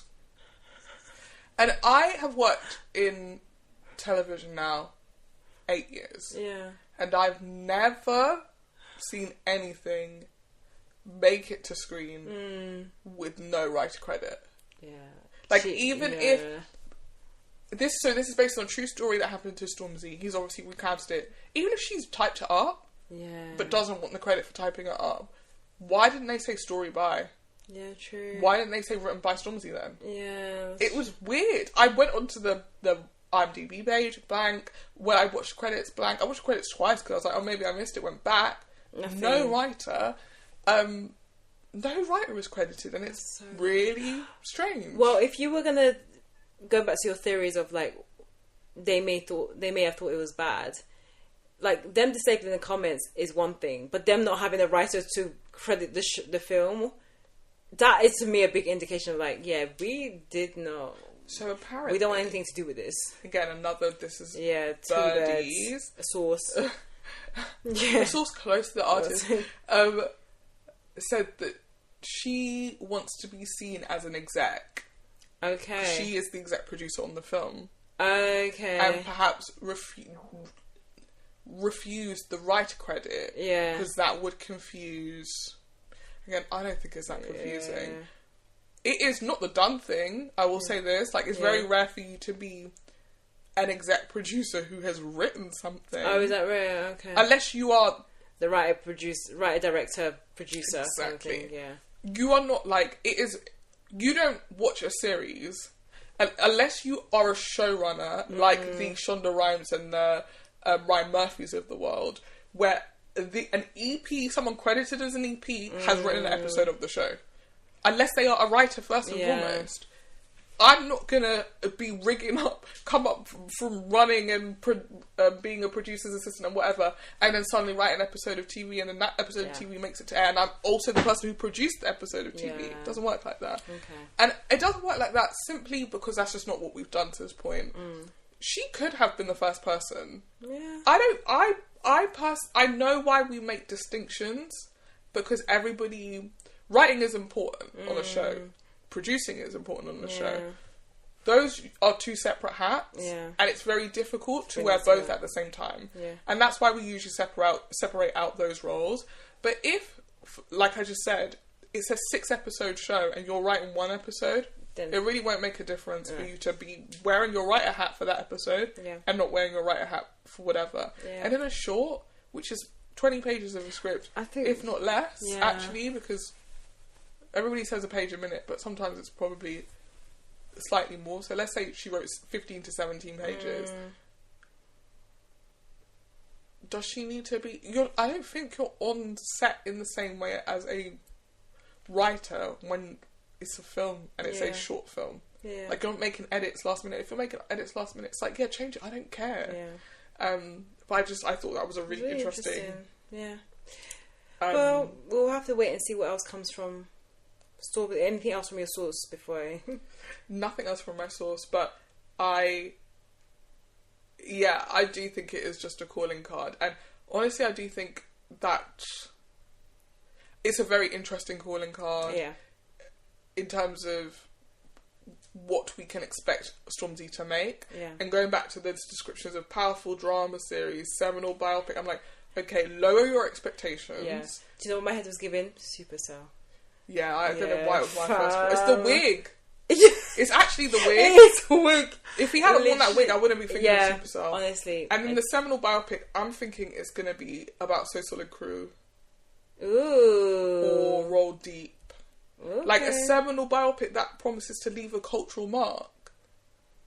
And Stormzy's like kind of roughly the same age as us. So I'm thinking of who are the people that he would be like obsessed with telling their story. Yeah, probably. It would be like those cultural... Yeah. Those icons from when we were... Like Giggs on Wiley. Actually, no. Giggs maybe is too young. Maybe Giggs, maybe Wiley. Yeah. But Wiley didn't... Why do I feel like someone... Wiley is part of Roll Deep, so that would be the same story. Yeah. And then like So Solid Crew... Yeah. Yeah. I mean... Yeah, I don't know, but yeah, seminal biopic, unless it's Mary C. Cole, like someone completely random, I think it's going to be a music thing because of course. you make music. Yeah. The bold animation could be anything. Yeah. The wackiest one is the boundary-pushing new age mockumentary. Yeah, that could be... Do you know what it was giving me as you were reading everything? It was like, he's coming for Ryan Coogler and he's coming for Jordan Peele. Like, what else? What else is there? Keenan Peele, that's what he was coming for. Or like, yeah... That's what it was giving me. I mean, mockumentary is The Office, so what he's making a version of The Office that's maybe new age and boundary pushing. Famalam. Famalam's not The Office. No, but it's giving me... I'm trying to like... Maybe we should not be giving it boundaries because it's boundary pushing. So, you know... But I'm just trying to place it in what we have so far. Well, let's wait and see. It's going to be a very... It's going to be a stock mockumentary, but in a space we don't usually get to see. I don't think he's going to be changing the world of storytelling. Yeah. I think he's just going to show us people and places we don't often get to see because of our incredibly white skewing landscape. Which is basically something like a supercell. Yeah. That's the closest thing in terms of where my mind is, but we just have to wait and see. We'll have to wait and see. Should we talk about the Emmys? Yes, let's quickly go through it. So, Emmy nominations have dropped. Ooh. People have been talking about this because the Bear and White Lotus, there is literally one category where the nominees are all from Severance and White Lotus. Bruh. And people were like, imagine if we made a third show. And it's like, where have we got to actually? Yeah. And I mentioned this just now, like, TV's in a very precarious place right now, but, like, seeing these nominations, it's like, and we're also just not making anything other than these three shows at the moment. Exactly. Or we're not giving awards to anything other than these three shows. So, starting with Outstanding Drama Series, we have Andor, The Diplomat, The Last of Us, Paradise, The Pit, Severance, Slow Horses, and The White Lotus. Why are we so surprised by the White Lotus? It was White Lotus. Okay, if I was going to vote... Yeah. And I know we have not reviewed it because technically the show is not available. You're finna be in the pit. It's 100% the pit. I'm going to watch the pit. Please. It's so good. And... because it's being pitted, no pun intended, as the most accurate medical drama. Why is that a thing to be excited by? No, I don't want to be in the hospital. No, but I think it's important to be accurate because I follow a doctor on YouTube called Dr. Mike. Shoshana's blushing. What's going on with you, Dr. Mike? He is very, very hot. If you Not know, for medical reasons. I've learned a lot from Dr. Mike. I'm sure you have. No, chest how to do proper chest compression. I bet you have. Was he wearing a t-shirt when he did it? He was 100%. Slut. He's even got his own merch with chest compression. I bet he does. Anyway, he interviewed the lead guy, Noah Weil. I can't remember his, It begins with it's definitely Noah. And to me, I found this show so gripping. It's not Grey's Anatomy. There's no like romance like that. But it's such a great show, and if I was going to vote for any of them, and I literally recently watched it, I would give it to The Pit. I feel like The Pit has been the noisiest of the newer shows on this list. Like obviously Severance, The White Lotus, Slow Horses. We need to watch Severance. The Last of Us. Like, I think Andor's back for a second season. Yeah. Those are shows that are already established. Yeah. But The Pit feels like The Pit is the one that I've heard people talking about. I watched the first. Have you seen Paradise? No, we do need to watch that too. Do we? Maybe, but like, it's kind This of... girl is glitching. I am. It's... We'll talk about it. Yeah. The premise of The Pit is... You mean Paradise? Sorry, Paradise is like, oh, okay, I know what this show is. And then in the last 5 minutes, you're like, wait, what? I heard that there was a massive twist and then it just keeps on twisting. No, and then the rest of it was like, nothing was as twisty as that first twist for me. Yeah. But I stopped after episode 3. Okay. I might continue watching it for the pod, but like, if I had to vote, I'm probably going to give it... Ooh, it's difficult because I haven't finished Severance yet. Okay. I liked White Lotus, but did I like it more than No. the previous season? No. I don't know. No. Right, yeah, I don't know. I'm giving it to White Lotus because that's the only one I've actually watched the end. It's like, Last of Us I have not heard great things about. Yeah. Diplomat I'm not that interested in. I haven't watched it. I think I watched some of episode series 1, but I just couldn't connect. I haven't watched Andor. I haven't. I've watched a bit of Slow Horses, but not the recent series. And Severance is the only one I really do want to watch, alongside Paradise, because I love Sterling K. Brown and also James really Marsden. good in it. Yeah, I'm just so glad that he's like the lead and number 1 on the call sheet. I know James Marsden is problematic, but like... No, that's not what I was going to say. He dies very early on. James Marsden? Yeah. Yeah, no, I know okay, that. good. Yeah, so if you're watching it for that, I'm just saying, he's not going to be there. Yeah, no, I like saying... I'm definitely saying Kate Brown too. Yeah. Outstanding comedy series, we've got Abbott Elementary, The Bear, Hacks, Nobody Wants This, Only Murders in the Building, Shrinking, The Studio, and What We Do in the Shadows. A chunky category. I mean, they're all chunky. Yeah. The Bear isn't a comedy, but... Well, it's a half hour... Well, it's not even half an hour. But this Bear is based on series 3, therefore yes. it's not a comedy, so that one shouldn't even be in there. I mean, it counts as a comedy series, so we as viewers can say we don't think it's a comedy, but it counts as a comedy. I think it was commissioned as a comedy. Yeah, I get it. I'm giving my vote to The Studio. I need to watch the studio. Basically, all this really stuff. Looking forward to watching it on the pod. Same. I'm really looking forward to watching the studio.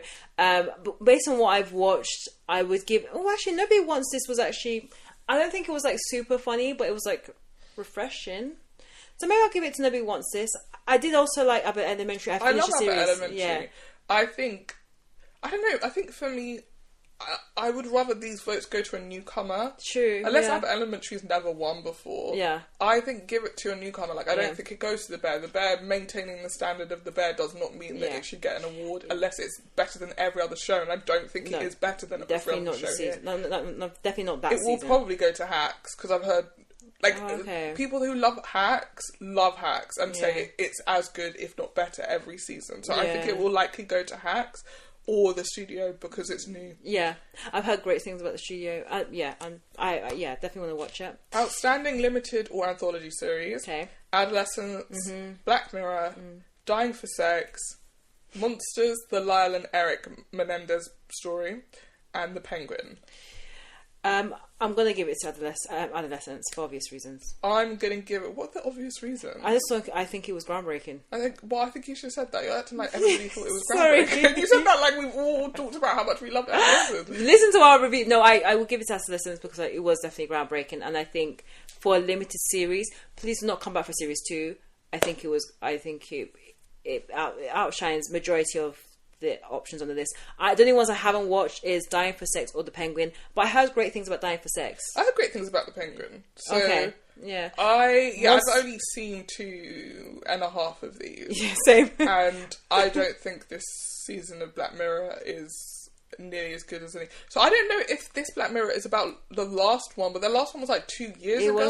So it must be about this one. Yes. Because Adolescence only came out this year as well, didn't it? So I think maybe they're doing it June or April. Is it April to April or June to May? Basically, like March to March.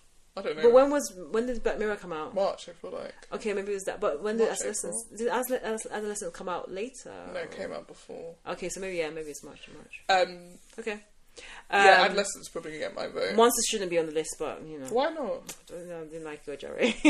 Outstanding television movie. This category is interesting because I didn't realise Bridget Jones was a TV movie. No, because I watched it in the cinema. So I don't think it should be here. No. The Gorge, haven't heard of it. Mountain Head, haven't heard of it. Nona's, I have seen the poster for. Okay, yeah. And Rebel Ridge, I've watched. So I'm going to give it to Rebel Ridge. Is that the one with Aaron Pierre? That's Mufasa. Yeah. Okay. I watched Bridget Jones in the cinema, so yeah, I agree with you. And everything else I haven't watched. Outstanding reality. Ooh, okay, go on. Competition program. Oh, okay. The Amazing Race, RuPaul's Drag Race, Survivor, Top Chef, and The Traitors. This is so difficult because I love The Traitors and I also love Drag Race.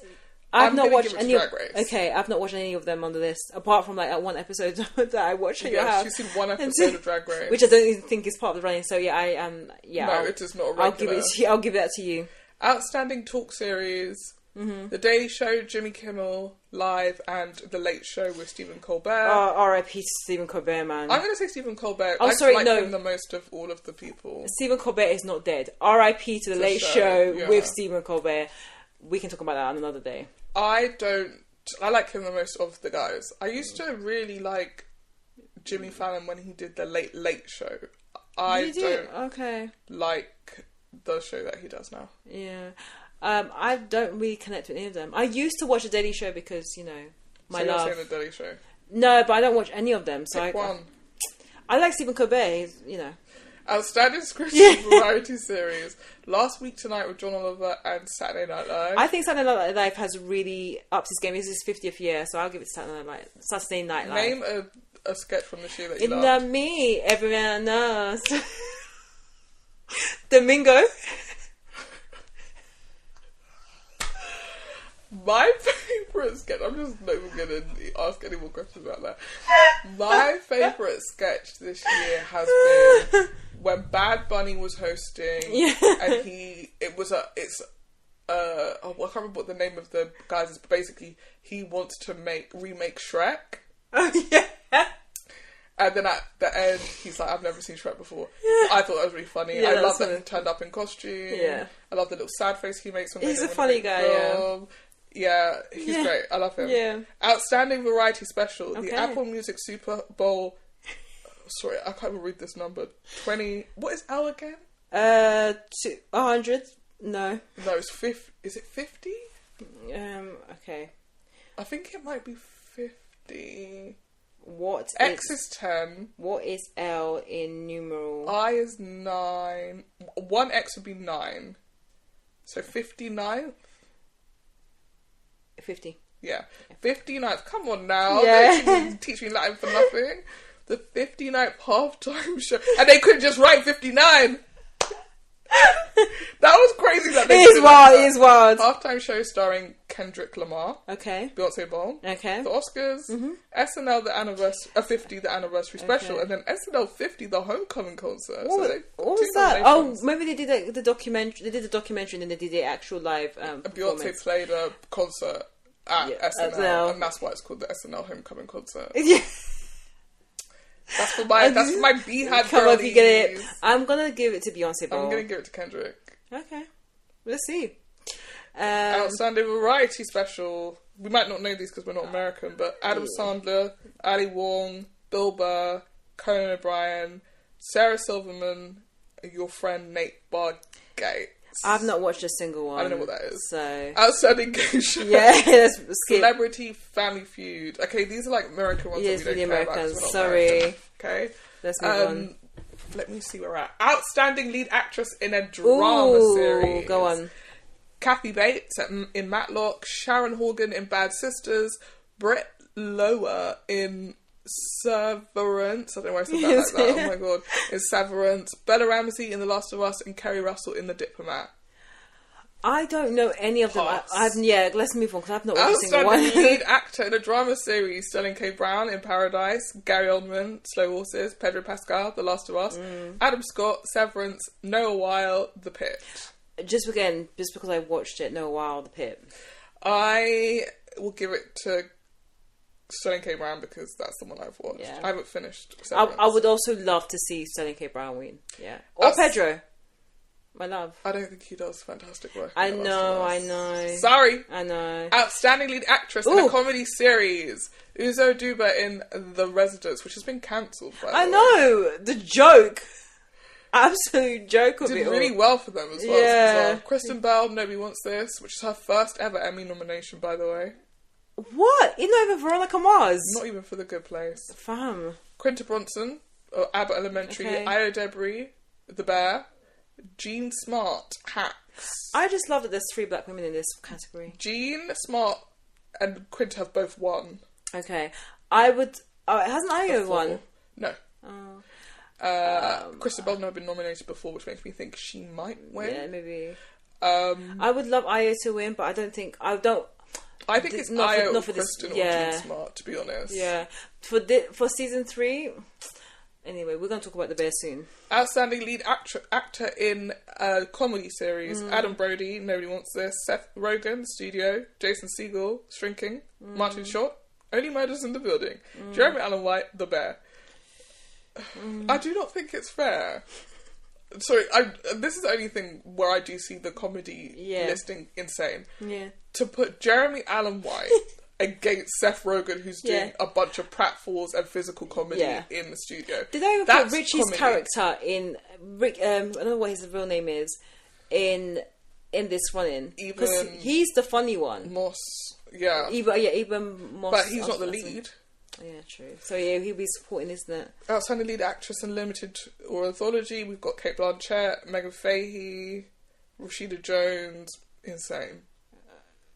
Kristen Milioti and Michelle Williams. Again, I think it's insane because Rashida Jones, Black Mirror is an anthology, so Rashida Jones is in one episode, and they were nominated for Outstanding Lead Actress against Michelle Williams or Megan Fahey or Cate Blanchett, who were in the whole series.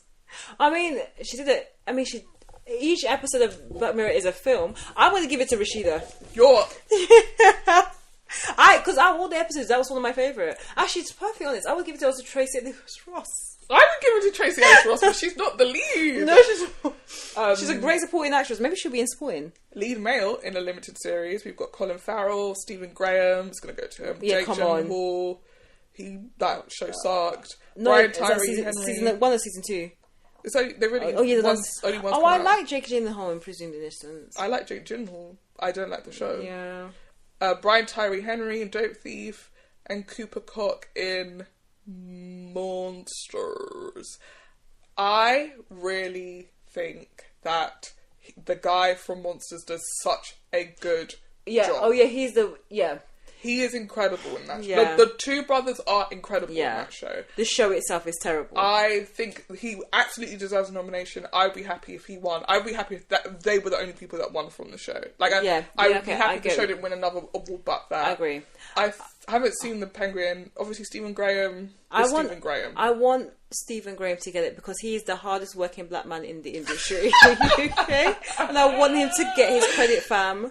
Listen, look how many black men have been nominated here. Stephen Graham, Brian Tyree Henry. Oh yeah, by rapping. Like, come on now. Come on. Yeah, Two brothers. Yeah.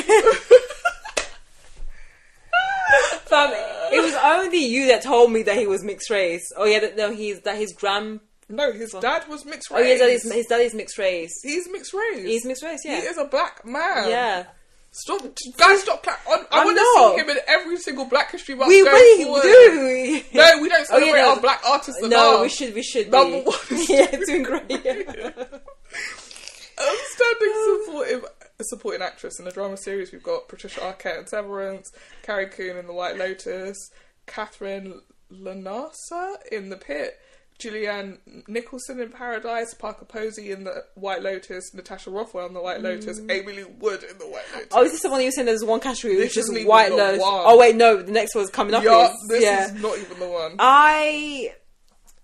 It's hard because I think The White Lotus, there were some great performances. I love Natasha Rothwell. Amy Lee was, I don't know. Who's Parker Posey? Parker Posey is the rich mum. Oh, she was Piper. Oh yeah, she was. I think she was fantastic. Yeah, she was I good. would be incredibly happy if it went to her. Yeah, I think out of all the performances, who's Catherine?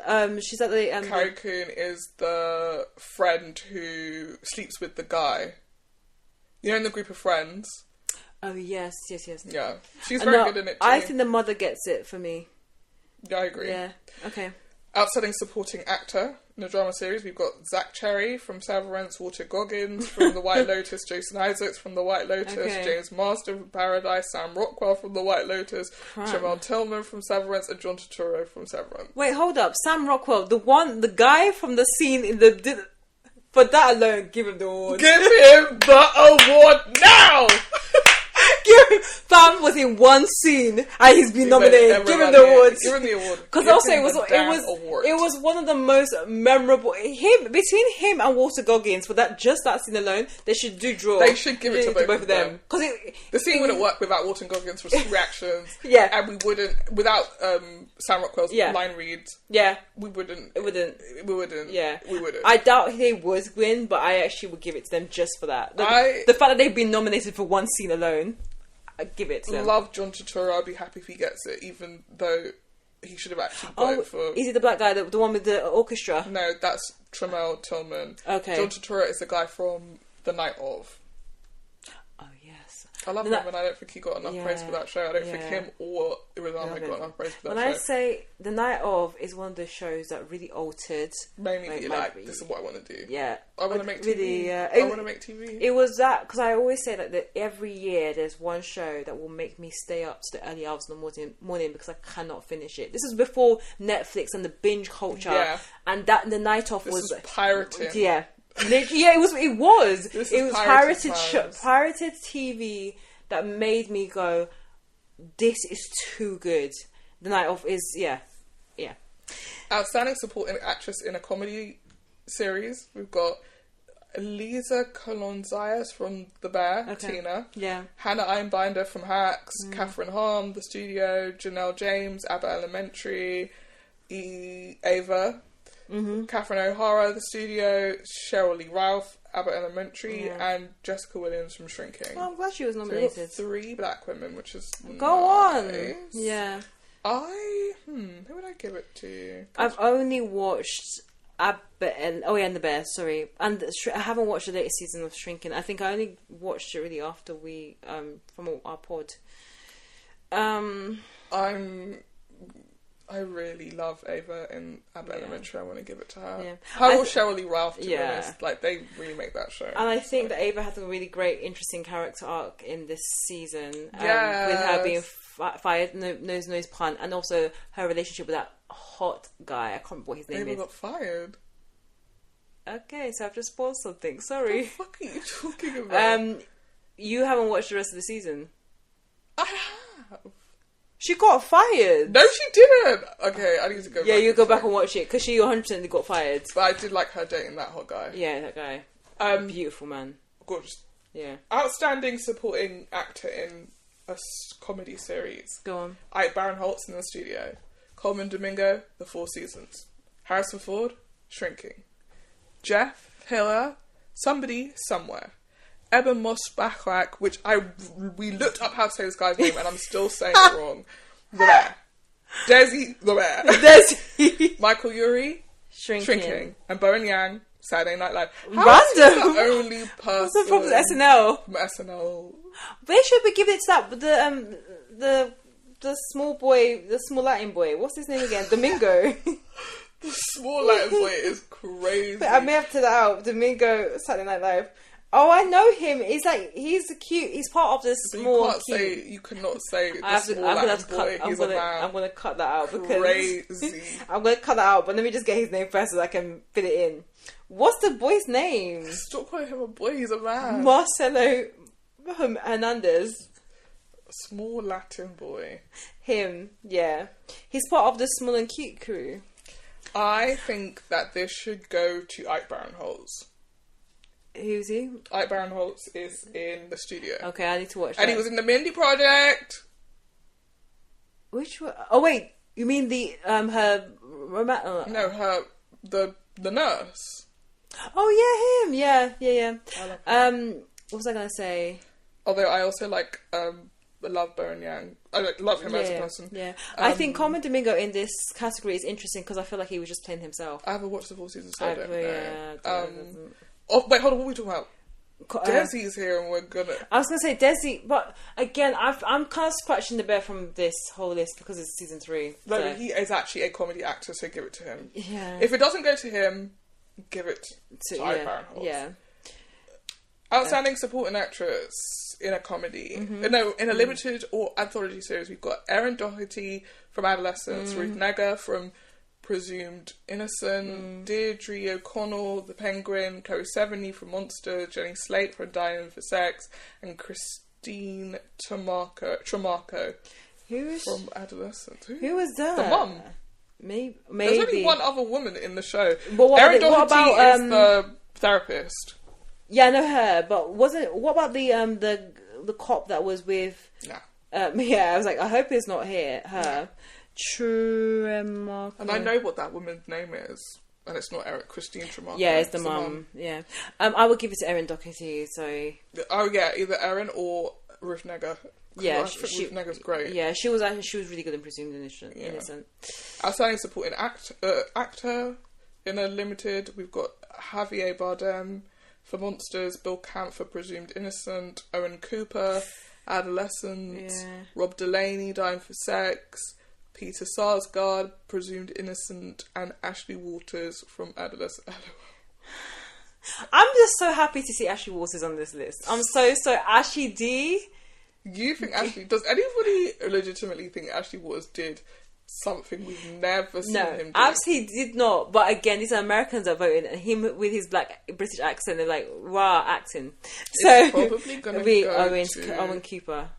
Who's Owen Cooper? I thought he was the lead, yeah. Oh. Yeah. How is he getting supporting actor? Wait, let me just double check. He's the main cast. No, but that's Stephen Graham. Damn, that is crazy. Yeah, it's Owen, he's the lead. Stephen Graham's not even in 2 episodes. Oh crap! Yeah. How is he the lead? I'm so sorry, Owen Cooper. I think also it's gonna go to Owen Cooper because I also think that when cast. Yeah, true. But also, I think when it came to the nominations, maybe they flipped it because Stephen Graham. Yeah, you're right. The boy is the lead. Anyway, but I think maybe they were like they're both only in 2 episodes. Yeah, true. So maybe that's the truth. Yeah. Well, no, they're both in. Actually, that's not true. The boy's in. So is it 3? Wait, he's in the first one. He's in 2 episodes. Yes, first in the they're both in 2 episodes. And then you hear his voice in the final. Yeah. Outstanding guest actress in a drama series. We've got Jane Alexander in Severance, Gwendolyn Christie in Severance, Caitlin Dever, The Last of Us, Cherry Jones, The Handmaid's Tale, Catherine O'Hara, The Last of Us, and Merritt Weaver in Severance. Pass. Outstanding guest actor. I've not watched a single one. Giancarlo Esposito in The Boys, Scott Glenn, The White Lotus, Sean. Who's Scott Glenn in The White Lotus? I have no idea. Can you look him up? Sean Hatosi, The Pit, Joe Pantoliano, The Last of Us, Forrest Whitaker in Andor, and Jeffrey Wright in The Last of Us. What was that boy's name? Scott Glenn. Is that the guy who's... No, his name's Patrick Schwarzenegger. Sorry. Oh, was he the dad? Oh, yeah, the dad, He's Walter Goggins' dad. Dad. Pass. Yeah. None of these people gave performances. Well, none of the people that I saw, because I haven't seen The Last of Us. I would say the guy from The Pit, he was like a nice, like... You kind of needed his character after what happens towards the end of the show. Outstanding guest actress in a comedy series. We've got Olivia Colman, The Bear. Go off. Jamie Lee Curtis, The Bear. Mm-hmm. Cynthia Erivo, Poker Face. No. No. That's a different song. You're singing Caught in a Bad Romance, which is insane. Wait. Poker Face. Robbie Hoffman, The Hacks. Zoe Kravitz, The Studio. And Julianne Nicholson, Hacks. This is a hard one. It's hard. I would give it to Olivia Colman. Jamie Lee Curtis is great in her episode of The Bear. I went back and watched Forks. No, Seven Fishes. Oh, is Fishes in series 3? Yes. Okay. That's what she'd be nominated for. She's not in series 3 otherwise, is she? No, yeah, I think so. There's a scene where she's like, oh, wait, no, Sugar has the baby. She's in that episode. Oh, yeah, that's it. Okay, pause. Yeah. I thought this was for Fishes. No. Olivia Colman, I think she did a great job. I'm going to give it to Zoe Kravitz in The Studio. She's very good. I need to watch The Studio, fam. Outstanding guest actor in a comedy series. What's the point? It's just The Studio. No. John Bernthal, the bear. Bryan Cranston, the studio. Dave Franco, the studio. Ron Howard, the studio. Anthony Mackie, the studio. Martin Scorsese, the studio. You know their agents campaign for this. Oh, 100%. Because of these people, Bryan Cranston is in multiple episodes. Okay. It should probably go to him. He's fantastic. Yeah. Dave Franco is playing... Everyone else is playing a version of themselves. Oh, really? Okay. So I don't what's know Bryan Cranston... Is he playing a version of himself too? Oh, okay. He's playing the studio head. Okay, alright then. Dave Franco is playing a version of Dave Franco. Obviously, it's an exaggerated, not real version of them. Yeah. I think every single one of them is good. Apart from Anthony Mackie, for a second, I was like, can this man actually act? But in the end, it came together. Martin Scorsese's great. Ron Howard probably has my favourite cameo of them all. Yeah. Like, his story was the most interesting. But Bryan Cranston does the most physical comedy, so give it to him. Yeah. Outstanding directing for a drama. Oh, she said skip. No, I'm just trying to see if there's any more papers. There is. Basically, we don't know any of these people, but Io Debris has been nominated for Outstanding Directing for her episode of The Bear, Season 3, which is Napkins. What was that episode again? Tina's episode. Okay. Outstanding Directing, we're going to pass. Outstanding Writing, Mike White for The White Lotus, Joe Sachs and R. Scott Gamil for The Pit, Andor, Dan Gilroy, and Severance Dan Erickson. I mean, I'd be happy with either White Lotus or The Pit winning. Outstanding Writing for Comedy, Abbott Elementary, Hacks, The Rehearsal, Somebody Somewhere, The Studio. What's Somebody Somewhere? It's a CBS show. Oh, okay. Outstanding Writing for a Limited. Jack Thorne is nominated. Jack Thorne and Stephen Graham. Yeah. Charlie Brooker and Bisha K. Ali. I'm assuming it's for common people. That's the first episode. That's Rashida Jones' episode. Okay, yeah. Dying for Sex, The Penguin, and Saying Nothing. I think it'll be Adolescence. I don't think, even though I think Common People was a good episode, I don't think it did I think that for limited series you just have to hand it to Adolescence. I just think they're just going to sweep the floor. I'm a bit annoyed that Jack Thorne's getting an Emmy, but who's Jack Thorne? What is he? Oh yeah, what stuff did he do? Kiri, he did National Treasure on Channel 4, he did Glue, not Glue, was it Glue? Yeah, he did do Glue. He did The Eddie, he did his Dark Materials. Okay, I feel like we had this conversation when we reviewed Adolescence, and I don't know any of those shows. Yeah, he's prolific. Yeah. He is doing Lord of the Flies. Okay. Yeah. What are your thoughts on the nominations? Don't care. Okay, cool. No, I'm joking. You would think not a lot of shows have come out in the past year. And that's what pissed me off, because you know what show should be nominated? Industry. The Bear. Oh no. Industry, yeah, Series it's a 3. shame Industry has not been nominated, because I had a thought today about that finale, that scene where the woman is talking to her about her dad, and how they bury that throughout this, and there was a part of you constantly being like, the relationship between her and dad's a bit weird, and to get to that moment, that whole, and when she kicks her out, she's great, and I'm glad that she won I think she won the Rising Star. Oh, did she win the BAFTAs? Or the supporting actress BAFTA. Oh, I'm very happy. One of the two. Maybe it was Rising Star. Yeah. She's fantastic. I honestly, I was thinking, is either someone is not doing the publicity right, because the industry should have been nominated. 100. I think Series 3 blew the other previous seasons out the water, and I'm disappointed. But let's see if they can top themselves. Fam, the standard is now so high. But yeah, that's the Emmys. Oh, we had one last thing to talk about and it leads into what we're going to talk about later, which is, you've probably heard us on this podcast talk about Will Poulter. I met him. Wow, so now you met him. That's crazy. I saw him. That's crazy. I saw him, let's be honest. Okay, saw him. The devil is a liar. Yeah. We are big fans. Yeah. We're it's good to see a London boy do good. He's made... Oh, brother. No, not too much. But essentially, he kind of feels like... You know what I was talking about earlier about, class, whatever? He seems like a local boy done good. Yeah. And so imagine my surprise. Surprise. When I heard our local boy is canoodling with someone else. I said, that's his business, isn't it? hear that he was in a relationship with someone for 3 years and broke up with them over WhatsApp. She had a small son. The small son considered him daddy. Yeah. And he didn't even go back there to say goodbye. Yeah. He said, I'll do a phone call once a month. What kind of fuckery? This is why you have to be careful with this life. Because he's definitely... He glowed up and now he thinks he's bad. He's joining the same group as Paul Mescal. He is in the Paul Mescal house. Yeah, honestly. But I think the bigger thing to talk about here is I don't got no type.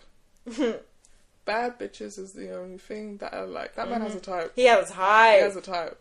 And that's scary. Going back to the Nicolandria aspect of it. You need to be worried sometimes. If you get it, you get it. You need to be worried sometimes. Yeah. Because why is all your girlfriends mixed race? Why? Why? What is that? Why? Oh, what is that? Why? Maybe, yeah. And why have you done them all dirty? Yeah, true. Maybe he sees himself as a mixed race. He's kind of ginger, so he is black. Yeah. Yeah, but I don't know if we want to reclaim that title after a lot of the gingers mishandled that, ginger that people title. are black. They are, but yeah. They know, we know, it doesn't need to be discussed. No. But Will Poulter, I'm very disappointed. Yeah, come on, you have to redeem yourself. I'm very disappointed. I don't know if you we can. were rooting for you, we were all rooting for you. Because you've actually now made me scared. Yeah. Because it's one thing for you to be doing... Listen, I don't mind when the white boys be doing their little messy shit elsewhere, but you're not going to come to my yard and mess around my sisters. Yeah. You know, on the one hand, I said, we all knew he was down for the swell. Then I hear, this is how you're treating the girls. True. Now I think you're menacing, you need to leave. Yeah.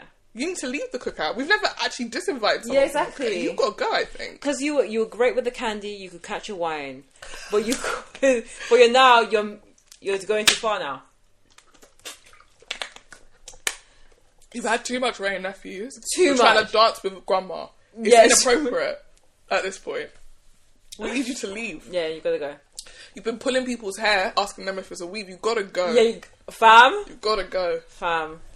I'm disappointed because when I saw him, he didn't seem like that. He didn't seem like it. He didn't seem like that. No. Lo and behold, when I looked him dead in his eyes, he said, "Dreamy boy." He never said he was going to mistreat his partner. Yeah. I'm upset. Well, it's upsetting. It is really sad. It's upsetting me and my homegirl because we love Will Poulter. And then you look at we've got egg on our faces. Yeah, exactly. We were praising him, and we're probably going to praise his character in this I'm review. not praising a damn white man again. This is my one and done. I'm over it. Oh my gosh. Okay. Well, we'll keep you posted on this story and see if he redeems himself. He has to marry this guy now. What, the new girl? Yeah.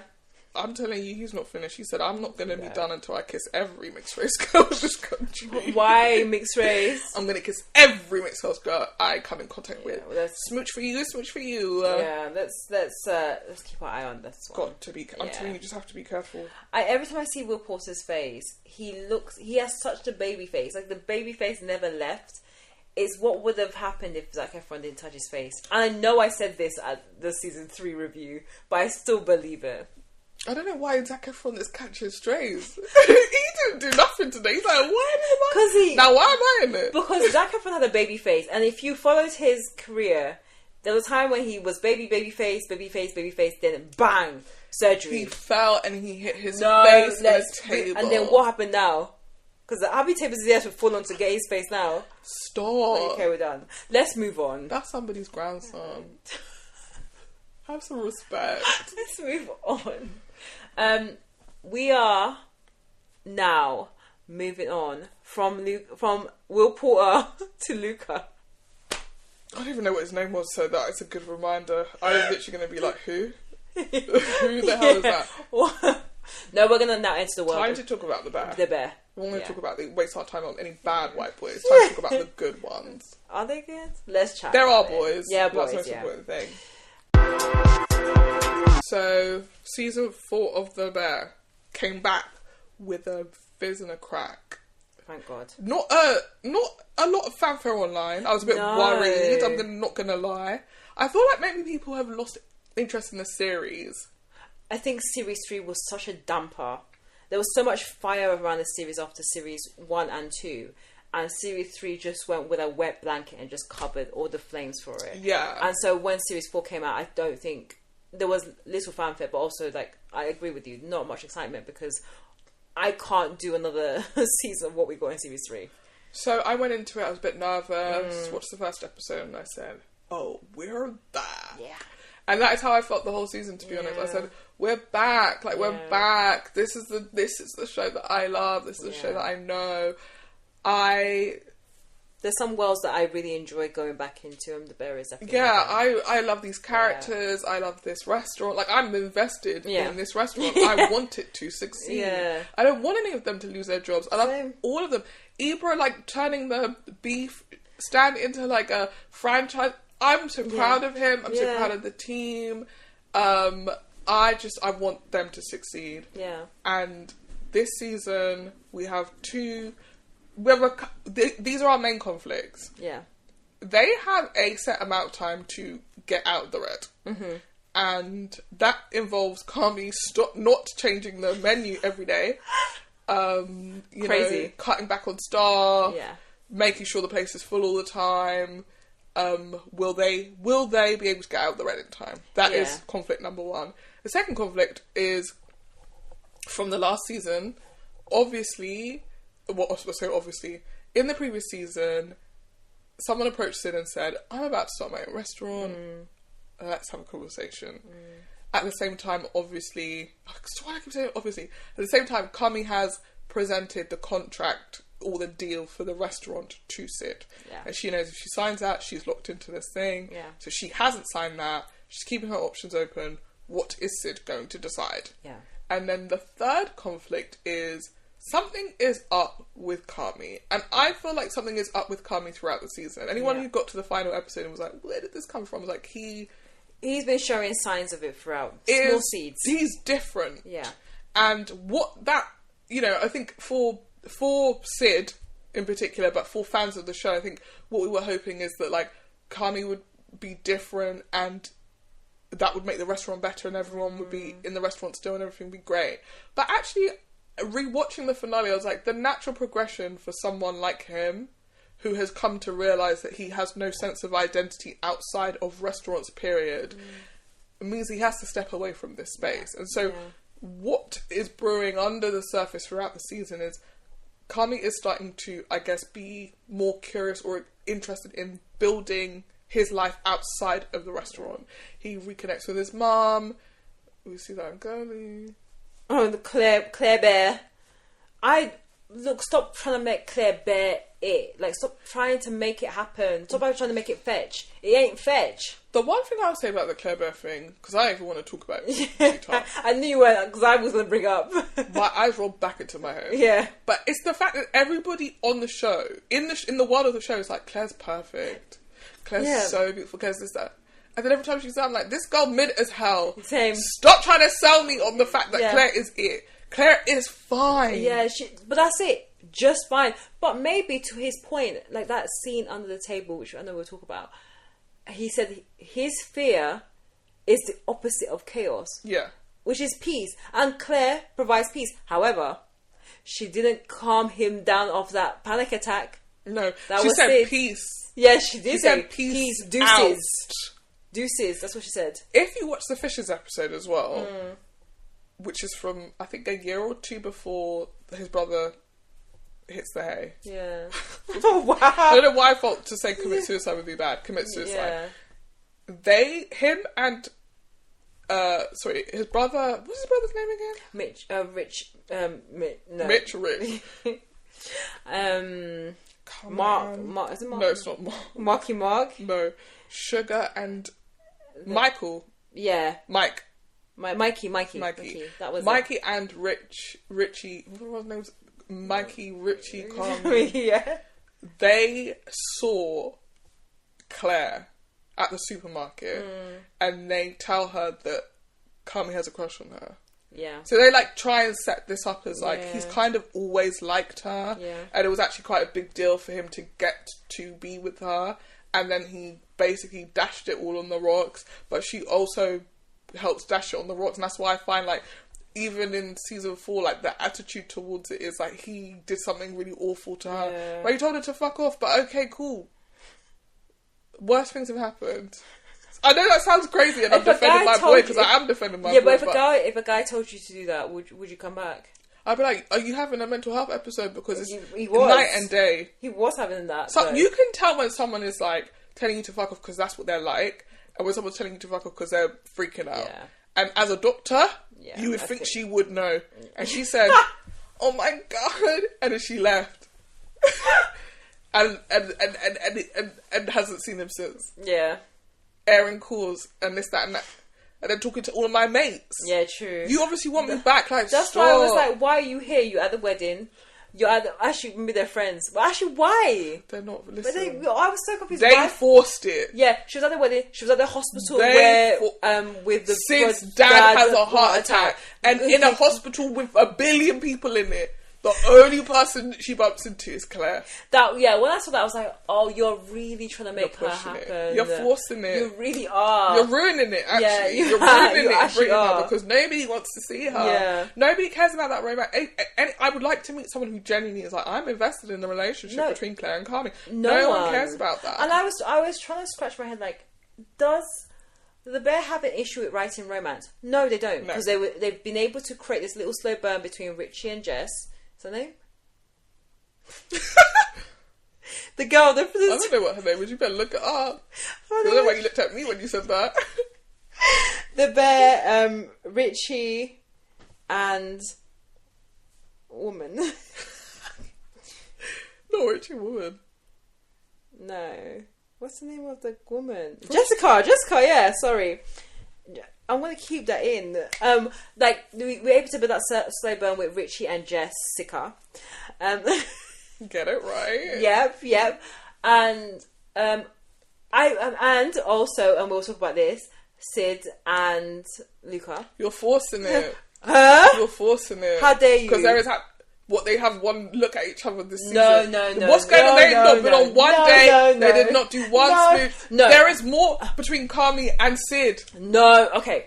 When Sid is in the garden, be like, "You're my partner." Yeah, you're telling me that was a lover's tip. That was 100% lover's tip. I get it. And you're saying it's her and Luca. But I 100% root for Sid and Luca. Oh, you can root for Sid and Luca, but the same way we rooted for Sid and Carmi, it's not going to happen. They're never going to give it to us. I know, but they know what we want. We're not having it. They pissed me off because they gave us crumbs with Sid and Luca. They gave us one scene.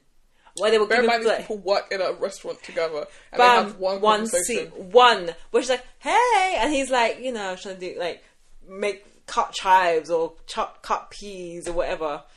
It was okay. Relax, dude. I know, but it was get off my dick. Yeah, it was giving me the same vibes of, and this is such an awkward. No, it's not awkward. It's such a niche reference, but from Awkward Black Girl.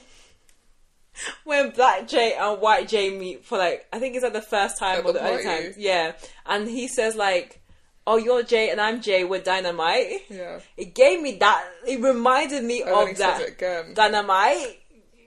God, I'm actually having both a flashback and a panic attack. That's crazy. And that's what it reminded me of when they were having the little, repartee. What happened? It sounds like you want to say repartee, but repartee. Repartee. I would eat a repartee. Yeah, that sounds really nice. It does sound. That little, back and forth, little banter they had. It was a spark, and that's what it gave me, like Dynamite. You need to understand that all you've done is connect one interracial couple to another interracial couple. But I've been doing that all this episode. I know. There's no similarities other than the people are interracial. I am basically Shonda Rhimes. You are saying the through line here.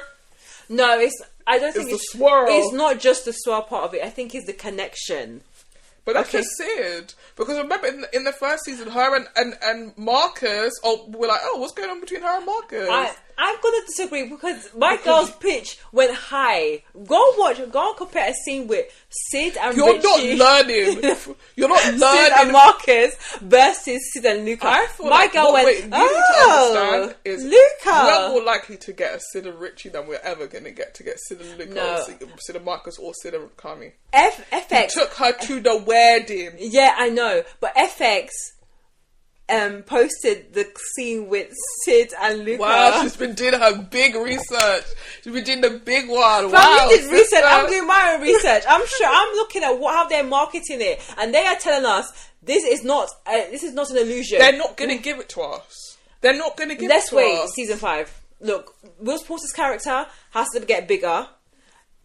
He needs to be polite to the girlies, to the mixed race girlies. And the black ones. Yeah, and the black ones too, because you maybe have a black lover soon, okay? You're going to experience the black wife effect, and you're going to understand. And So much is happening. this is not what this review was going to be like. All I'm going to say is this. We were given crumbs, but like Nick and Nicolandria, we can make a whole They bread. know what they're doing. I know. Enough people have been online. I feel like the day I watched it, I went back onto Twitter and someone was like, they're never gonna make me forget about Kami and Sid. And I was like, we need to give it up. I just don't buy Sid and Kami. I'm so sorry. Like, I was in it, invested under the table scene in season 2. When her cousin said, sounds like you're talking about a crush. And then on top of that, the finale, she's like, "You're my partner." No, but whether it's known or subconscious, that's her man. I think that, and Loki, he knows that. That's why he's like, "I'm not gonna leave you without." I'm not leaving you. Like, I need to go. Because they broke up. It was a breakup. Yeah, I believe in you more than I believe in myself. Why? Because you're the bear. I feel like these two people hang out outside of work. They don't. I know. So this is a lot of emotion. For a colleague. I think they're just work husband and work wife. However, as we talked about earlier in the episode with Coldplay, sometimes you might smooch your work husband. Sometimes you might smooch your work wife. And now what are we going to do? Because you're with Luca and I'm with Claire. I hope the finale of this show is that they just end up making out. No, I just can't see it. I just can't Trash see the it. Whole show. I can't see it at all. I'm telling you, it's gonna be Sid and Richie now. Sid and Richie have more emotional. Oh, sorry, I thought you meant Marcus, but Richie and Jessica. Yeah, sure, I love that for them, but I'm saying in terms of seeds of a relationship, two people who look. So I went back and watched the second to last episode of episode 1 where Sid stabs Richie in the butt. For them to have gone on the journey that they've gone on, these two walking down the aisle next season. I don't know if I buy that, but I loved the episode, the wedding episode. The wedding episode it really showed the healing that has taken in place in terms of their relationship, in terms of their dynamic, the trust they have. So when you get to the end and her proposal of kissing him, of Richie becoming the partner instead of Kami, it makes so much sense because they've been able to build that dynamic, and I really loved that for them. But I just want them to keep it as friendship only, because Sid is getting busy. Like Sid is getting busy. She's getting Kami. She's getting Luca. She had Marcus. She can have whoever she wants. She's the top girl in there. She is. Tina has a husband. True. Sugar has a husband. True. The only single girlie is Sid. Whoever she wants, she can collect. She could. Even the black guy that's always helping, like the black waiter that's always helping, like the sushi, sommelier. Yeah, him. That could have been a thing. Ibra. No, not Ibra. Sure, that's what you said. No, I love Ibra. I do. She can have any facts she wants. She really could. She could have multiple facts if that's what she wants. I did love. I feel like we're jumping around, but it's our review. We do. I do love that they did keep on bringing. They kind of contrasted what was going on with the bear, which was what was going on with the beef with Ibra, and showing the tension and also showing the realities of building a restaurant business and how 100%. Like literally it's, you know, when they say like marriage marriage has like a 50% success rate. I think restaurants have a very much high failure rate, and I think it was showing you like there is a restaurant can easily fail, and then there's another one that can easily succeed, and they're different to each other. And they're different models as well. Yeah. But also they've got a little robot waiter. Exactly. One has been able to adapt to the market and to the business, and been able to work from being small and growing. And then you have the bear, where you have Kami, who's just so wasteful, and I mean, especially at the beginning, his selfishness, his need for perfection, meaning that things were being wasted. They're spending crazy amounts on flour, or crazy amounts on vegetables, or their supply issues. Like, it was just really showing you the realities of running a restaurant business without being overindulgent, like in series 3. Yeah. And I will continue to dog out series 3 because I really disliked it so much. Absolutely. I've mentioned this, maybe I've mentioned this before, but like on Community, there was a really bad season, and they always referred to it as the gas leak season. That's what I think of season 3 of this show. It's like every show has a bad season. Yeah. Well, actually, no, Girls doesn't have a bad season, but like most shows have... final one? The final one where Charlie is there. With the episode with Marnie and Charlie is in that final season. Yeah, I think where she got pregnant, that really... Yeah, but I said bad season. You can't have a bad season and a fantastic episode. It has to be that... I would put this whole thing in the bin. Okay, yeah, I don't think Girls had that, per se. No, yeah. I think it definitely have episodes where you're like, I don't even remember this. Yeah. And then it had also episodes where you're like, this has made the entire show... I think, it's the final season when they do the beach trip. I thought it was only the second to last. Maybe in the second. Yeah, but the beach trip was iconic. Come on now. Iconic. Girls trip. Yeah. But anyway, you talking about Flower just made me think of, you know, where the best sits in terms of comedy. There are so many great gags in this show. Yeah. That actually make me laugh out loud because you spend so much time. Yeah. One of them was when Sid is trying to explain to Kami why they don't have enough ingredients. And she's like, you know, so it's like, we have one egg and they have 2 pairs. He's like, but we don't need any pairs. No, I get that. But imagine if we did need some pairs, but we have an egg. No, I get that. So we have one egg and we need to get 2 pairs for the one egg. He's like, okay. She's like, okay. Yeah. Let me slow down. He's like, but what if we actually got corn? Oh my god. It was hilarious. And actually I feel like it was the first time I've ever seen him just be like, oh, he's stupid. Yeah. He's actually very dumb. He doesn't get math. Yeah. And then like there's another reference to it later on in the episode where they're like, oh well, Kami doesn't get math. He's like, yeah, I'm not good at maths. And everyone's like, yeah, Kami's really not good at maths. I'm like, this is so like these are the gags that you can do in a show like this that takes itself very seriously, but then equally like make space for this. In the finale, when Sid is outside and Kami comes outside and he's like, what are you doing? And she's like, oh, I'm just having a smoke. And then she like tries to light a cigarette and she can't, so he lights it for her. And then she takes a puff and he's like, you need to stop, you're not gonna get that. And then she crazy. And then Richie comes and she's like trying to smoke. Yeah, he's like, what are you doing? You don't smoke. She's like, and then she says, nigga, why does that matter? Which is the first time I think that anyone's ever used the N-word on the show. But I was like, that killed me. I said, oh, and then I laughed so hard. And I was also like, this is what this show does so well. Like, who would have thought to keep this cigarette as a running gag? Yeah. Like, why is she outside?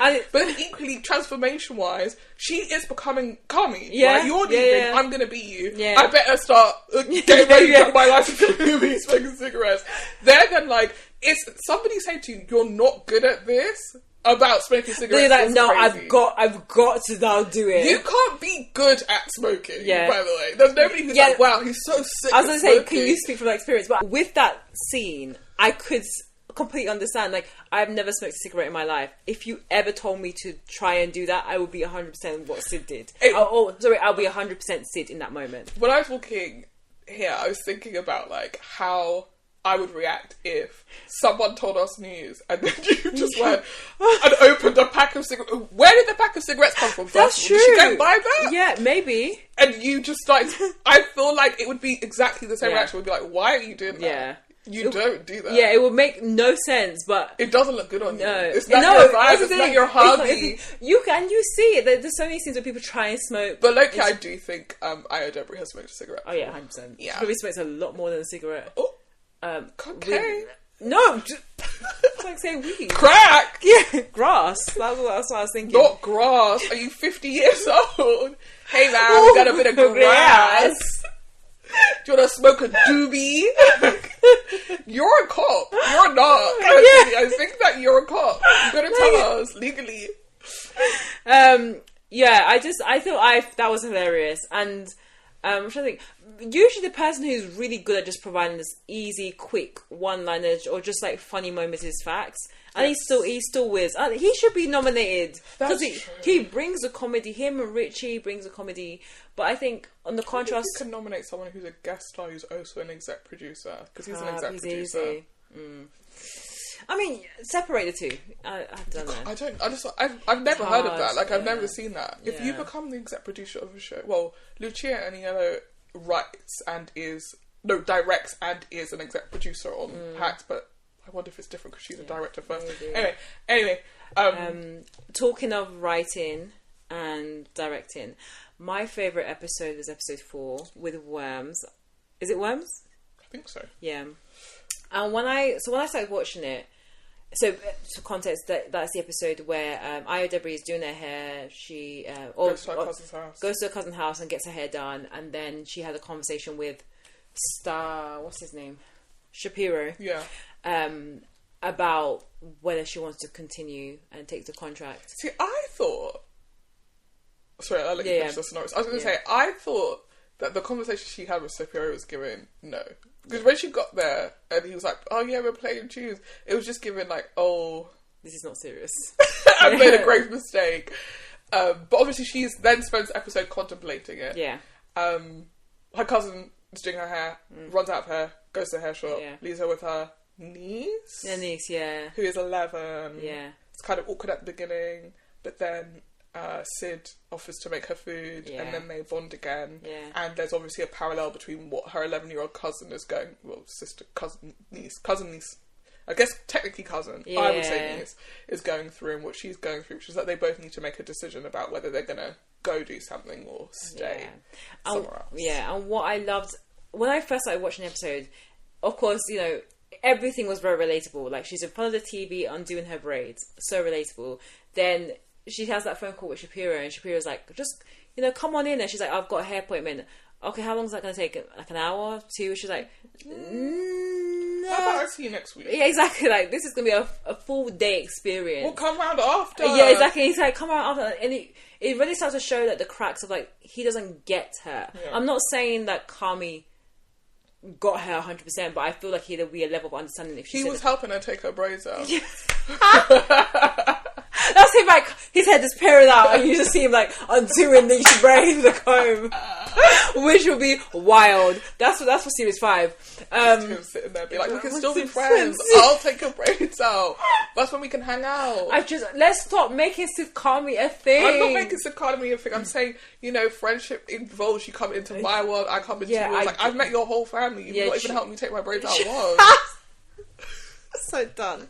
But what I loved about the way that episode is written, to the point, it felt so relatable. Then seeing that disjointment or that kind of disconnect with Shapiro and Sid, even in that little small interaction. And then when she's getting her hair done, and then her cousin was like, oh, I have to go and get more hair. Goes and just leaves her there, half hair done, and even I think she was eating over her at one point. I mean, it's her cousin. I know, but I've had that experience without my cousin, where I've gone to the hairdresser, they're eating food over me, or they have to stop halfway through, go and do something else, or go and do someone else's hair and then come back. Everything about it felt so relatable, and I kept on thinking, this episode is written by a black woman. This episode is written by someone black because they get it. And then I checked, and it was written by Io Debris and Marcus, which it just felt really like full circle, but also it just felt so authentic to the show. And then the discussion they had about whether she wanted to take it or not, and I think they kept on paralleling it to when Sid was younger, and she would always have like candied worms. That's where the worms reference comes to, and it always made her teeth hurt. And it's kind of that reference of like, do I want something that gives me comfort but that gives me pain in a sense, and that being the parallel to, her staying at the Bear, or do I, use my head and take this opportunity with Shapiro, which on paper seems like a good opportunity, and it provides a fresh environment that doesn't have the chaos that you get in The Bear. But ultimately, you know, at the end she's eating that candied worm and her mouth hurts, and you just at that point you kind of think, okay, she hasn't yet made up her mind for obvious reasons, but I would not be surprised if she turns down Shapiro, which she eventually does. But yeah, I thought it was a really beautiful episode. It was definitely my favourite, and I hope for next season of the Emmys that she's nominated and maybe wins. She talked in an article about her and I can't remember his real name because he was in Loiter Squad, which with Tyler Creator, like they had a sketch show and he was in it, so I know what his name is, but I can't his remember. name is Elboy. What's his actual name though? Oh, Lionel Boyce. That's it. But I was really good by Elboy. That's what we're gonna go with. She fashioned that episode on the episode of Atlanta, which I think you can feel as well. Yeah, 100%. Where Paperboy goes to get his haircut, and I think that's a really interesting parallel because thinking about comedy, right? Some people I think would say that Atlanta also maybe flirted with that comedy, drama aspect. Yes, the classification. I would say the difference between Atlanta and The Bear is that The Bear is actually just a lot more grounded.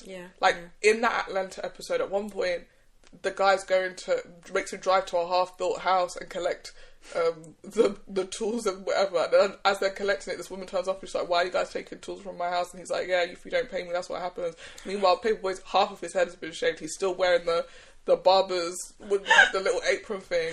Yeah. He takes him the whole way through Atlanta, right? Yeah.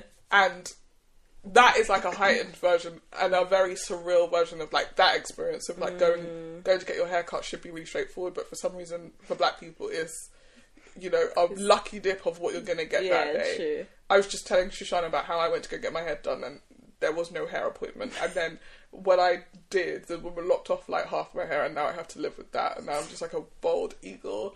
Oh, please! If you can see what I can see, I feel bald. That's not the point. You got hair. Wait till I get home in abundance, and I comb it, and I start crying my eyes out. Again, as I said, this is temporary. You have to have a short-term pain for long-term gain. Guess who's back? Wigs.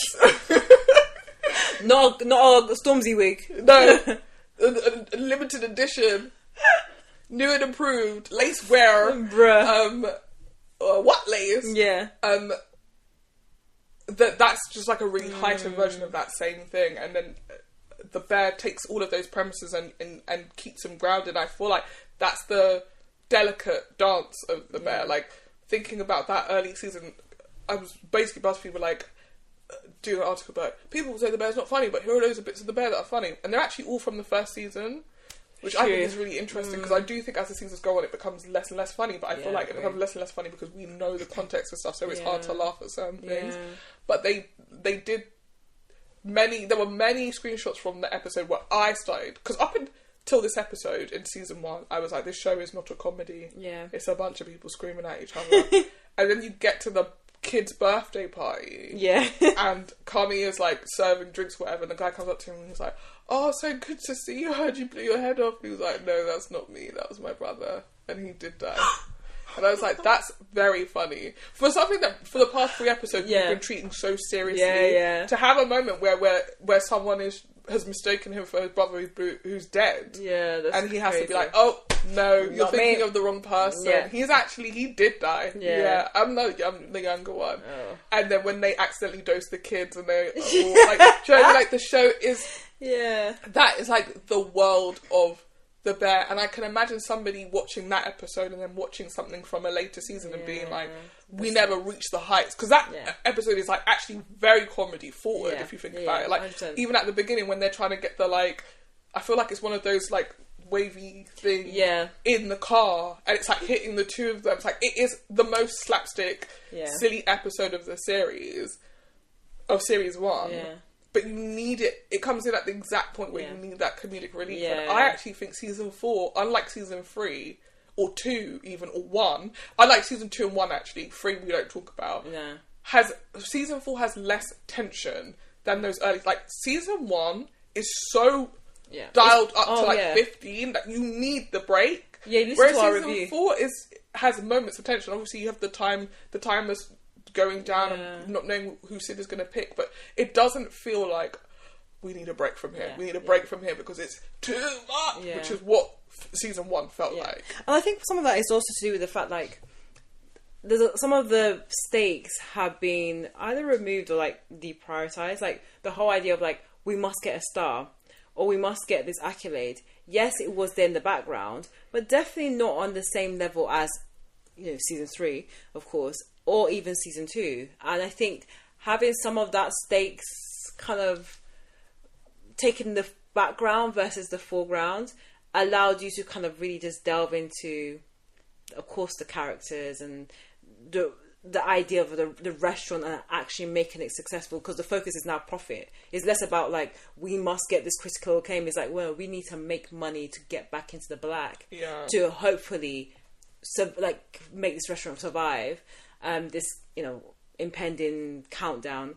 And I think there's one of the reasons why it feels probably less tense is because this season really gives a period of healing, or like it gives a space of like almost starting to see like this kind of full circle, especially with Kami and how he sees his identity to the point you mentioned before, him reconciling with his mom, him reconciling with Richie, like that last episode.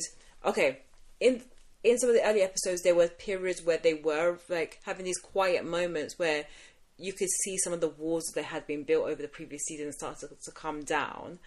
But in that last episode, you really get those walls completely get broken down because they're able to have this really honest, transparent conversation of things that happen with Mikey with Mikey, and the perceptions they had of each other around his death and his suicide. And I think that was so important. As much it was as important as the conversation that Sid was having with Kami. I think when Rich came into that conversation at the end of the series, at one point I thought they were going to fight, and I was like, yeah, fight him. Especially when he was like, oh, I was at the funeral. I was like, fight him now, he's trying to antagonize you. But actually I thought it was really important to have that moment. Plus also Sugar telling Kami like, you can step away. Like, you don't need to feel, if you don't feel that this life is for you, you don't have to live this life. Yeah. Which I never heard her, of course, speak to Kami like that, but also it never felt like it was an option, but it felt like the door was open in season 4, and that's ultimately allowed Kami to heal a little bit, or just get a realization of who he is. There is a moment in season 4 actually where they have a conversation where she says, when I dropped you off at the station when you went to New York, I was so inspired by how much you were passionate about what you were doing and like completely devoted to this thing, and it made me want to be passionate about something and devoted to something, and you don't look like that anymore. Yeah. And actually maybe Sugar kind of helped start this journey for him in terms of like, maybe because he actually, it's not until like midway through, maybe the second half even, maybe later on, where he calls Pete and changes the thing. So initially he wasn't planning to leave. That's true. So it's post that conversation with Sugar, it's post the wedding, it's post like being around these people that he loves and reconnects with his mom, and like him figuring out that everybody kind of has something, right? And I don't have anything but this. Yeah. And because I don't have anything but this, I think it is making me crazy. There was something very relatable about that, just in general, because like if you've ever experienced burnout, I think that there was something that fed into that. There's something that just felt very relatable to that moment when he was like, I'm now looking at my life and realize I have nothing but this job. Yeah. This job has now become fully my identity, and it's all consuming. It's consuming every single aspect of me, and the only person who's struggling and suffering is me. And that was something that felt very, very realistic and touching and relatable, and Yeah, I think it's also important for him to have that realization.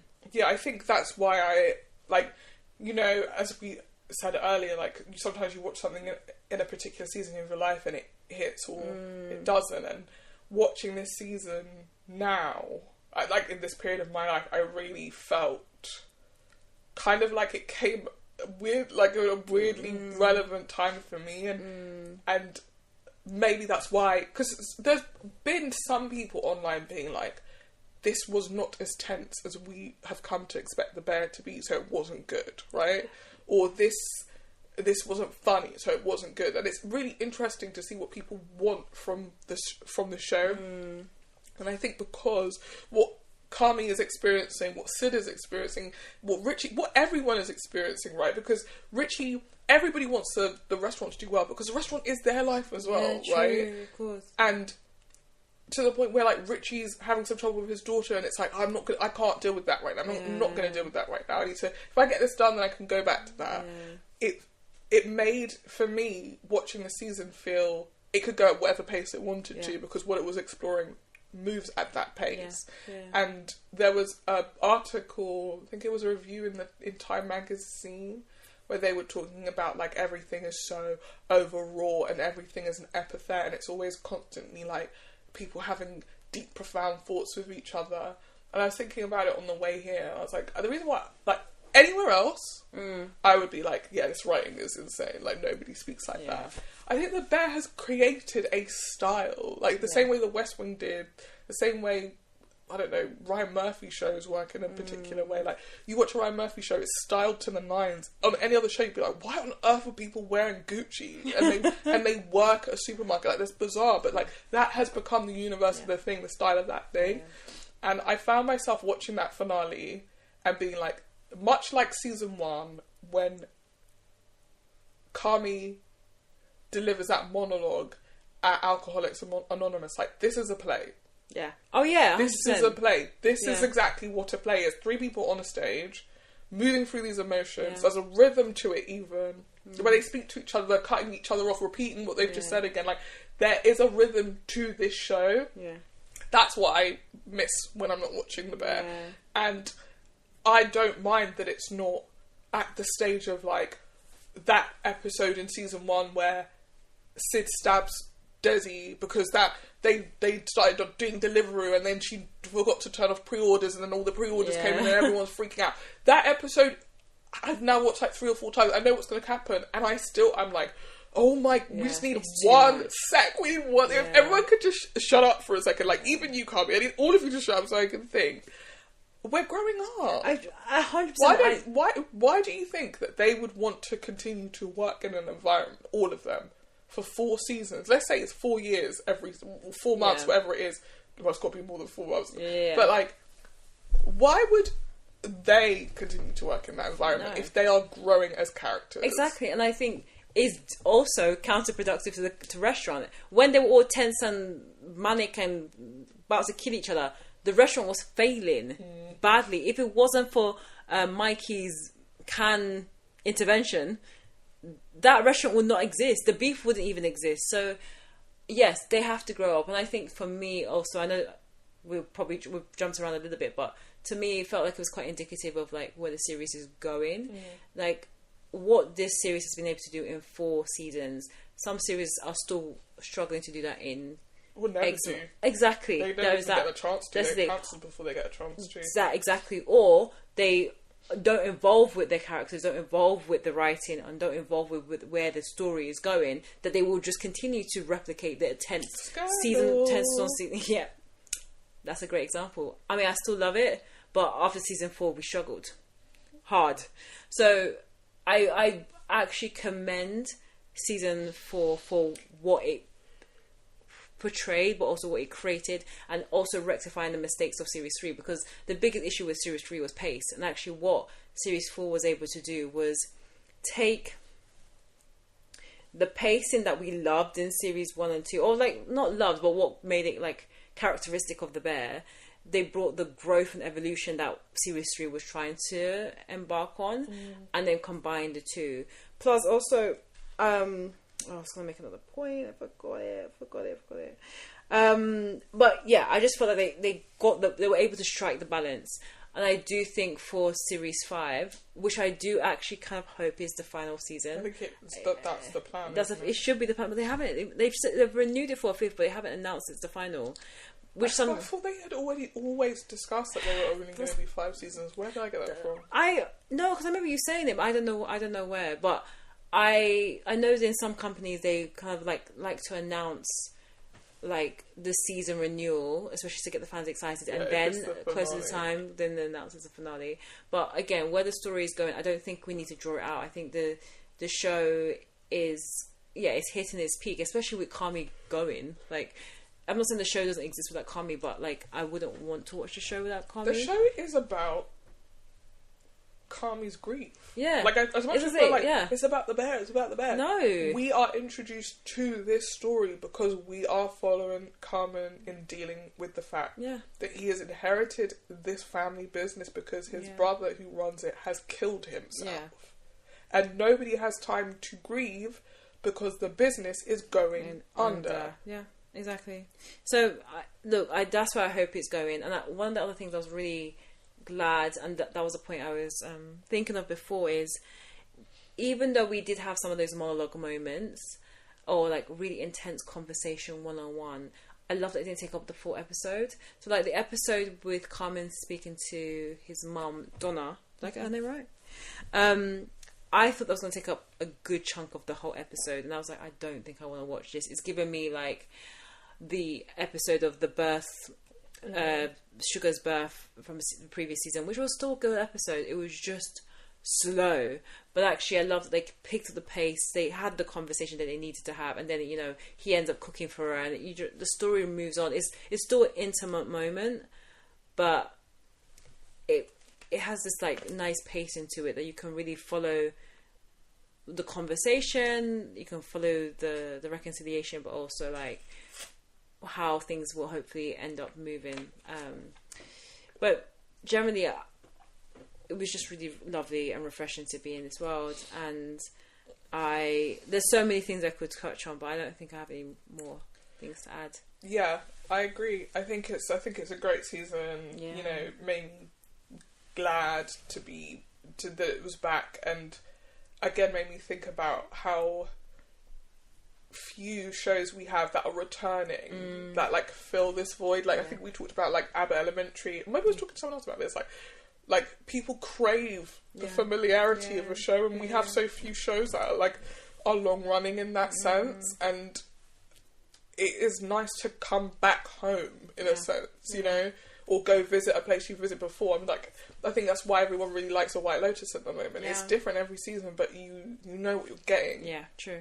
And people kind of want to know what they're getting. Yeah. And I like what we get with the bear, and I'll be sad when it's done. And I think I will rewatch it.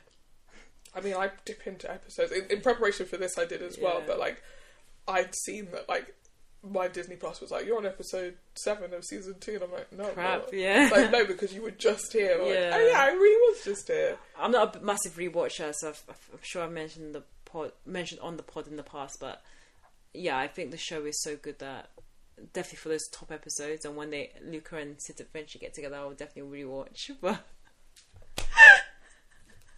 let's hang it up. I'm telling you, Christopher Stewart is not interested in Sid getting it in. With anyone, with absolutely anyone. She's married to the work. Yeah, but still, I know. It's annoying because I feel like they were trying to sow small seeds about the Sid and Kami thing. That moment, I don't think they were. I think we all went into it. Or he just maybe this is a season where, of course, Kami's always been great. He's so funny and sarcastic when he's talking about Shapiro. But Kami has always been great. But this is a season where he also admired that Sid is great and Sid is amazing. And I think even the season admired how, Sid is incredible. But I think the tricky thing about that relationship, isn't it? It's I've given you an opportunity. Now you're making meals as good, if not better, than mine. Within time. And I'm supposed to be yeah, true. Not threatened by that. Like, that was one of the issues in that episode where she stabs Desi, is that she made a meal, she served it to a critic, and then he was like, wow, the food here is great. And then, you know, Kami keeps being like, it's fine, but obviously it does bother him. It's like, that's not what we serve here, and you've overstepped. But equally, is my role as mentor not to praise you and encourage you? Like, it's just, it's so weird. And Sid is so desperate for his approval as well at the beginning, and where they've got to now, it's like, I'm telling you, want my approval so badly, I'm giving it to you in the biggest way I can give it to you, which is I'm leaving you this to you. I know you can do this. You don't need me. I mean, so many times you saw it in the episode, from like her dishing up the food quicker than, you know, Tina, the timer that Tina had set, even to the point where Kami was like, don't worry about it, Tina, I can do it myself. I can't even hit this, I can't even dish up this meal in the time set. That does not make any sense. No, it does. I just don't understand why we had to wait so long for you to get... Because in my head it wasn't making sense. But then, Sid was just able to just do it so effortlessly. Or that moment when Marcus was announced as like the pastry chef, or what, for his signature dish, and Kami looked at Sid first because he thought Sid was going to be her. And I thought it was going to be her too. Yeah, and I'm telling you, there's no way either one of them weren't gagged by that. Yeah, they recover very quickly, and everyone's happy for Marcus. But in my head, I was like, "Yeah, you guys think you're the superstars, but actually, there's quite a few of them in the background." And I think he needed that because the show has been so focused on like Sid coming for Kami's throne, Sid's coming for Kami's throne, and it's like, while you two are like playing with each other's balls, I've actually like made a great dessert. And let's not forget, as part of that episode in season 1, Kami throws that donut on the floor. Oh, yeah. And then Marcus quit. Yes. And then Sid quits. Yes. And then everyone's back in season 2. Yeah, look at that. One thing that I really appreciate about The Bear, which wasn't emphasized as much, but again, I also appreciate that too in series 4, is I love how they present food. I love how much they delve into a love for food, but I love that again, it wasn't super indulgent. But I've learned so much from The Bear. I random story. My sister had a barbecue at her workplace, and there was a lot of food. So she brought some food to me. She was like, "Look, there's too much food," and one was this like pasta salad. And I'll be honest, when I tried it, I was like, this taste, it wasn't horrible, it just tasted really vinegary, balsamically, like really acidic. And I was like, even for me to think about acidic, I remembered it because of something I watched on The Bear. And then I was like, okay, how do you neutralize something that's too acidic? And then I went and found some honey and sprinkled it over it, and it was really nice. And I had it just before you came. I was going to tell you the story before the post. I was going to tell you that story before, but while we're here, I'll tell you about it. And that's something that I've learned from The Bear. I love that. You know? And, you know, there's so many other things I can learn from The Bear, including, you know, Sid and Luca. I'm done. I'm just going to say that I really enjoyed being in this world. I know we made quite a few predictions of what we think was going to happen in Series 4. At the end of our previous review in Series 3. Do you remember any of them? Actually, no, you gave a prediction of how the show would end. Okay, well... And you said that Unc was going to die. Unc might still die. Yeah. So maybe we address... Okay. Oh, sorry, we revisit the predictions in the next... Because Unc has become a bit sad. He has. A bit morose. Yes. On his way to the... Yeah. I think either him or the mum. Castle in the sky. No, I don't think the mum's going to die. Yeah. I feel like... And you said there was going to be a big celebration, or big thing that brings everyone together. So the wedding! The wedding, yes, I think he said the wedding, yeah. I feel like you could see the temples of the season. I feel like with the success of Fishes, what was the one in... forks, spoons. Windows, knives. Spoons? Is everyone in Spoons? Everyone's not in that episode. What's the episode with all the family? I thought it was... It's Fishes. It's Fishes. Is that in season 3 or is that in season 2? I thought that was in season 2. So what is the family episode in 3? Don't say Spoons. Family there isn't episode. one. I don't think maybe there was in series 3. 3, The Bear. I don't think there was. Could you count Sugar having a baby? Yeah, maybe. Ice chips, yeah. This is according to Gemini. In the best series 3, the most prominent family focused episode is Ice Chips, which is Sugar's baby. Isn't it? Sugar Baby, yeah. And then because Donna was given her, and then in episode 1, it says it doesn't. The first season of The Bear doesn't have a dedicated family episode.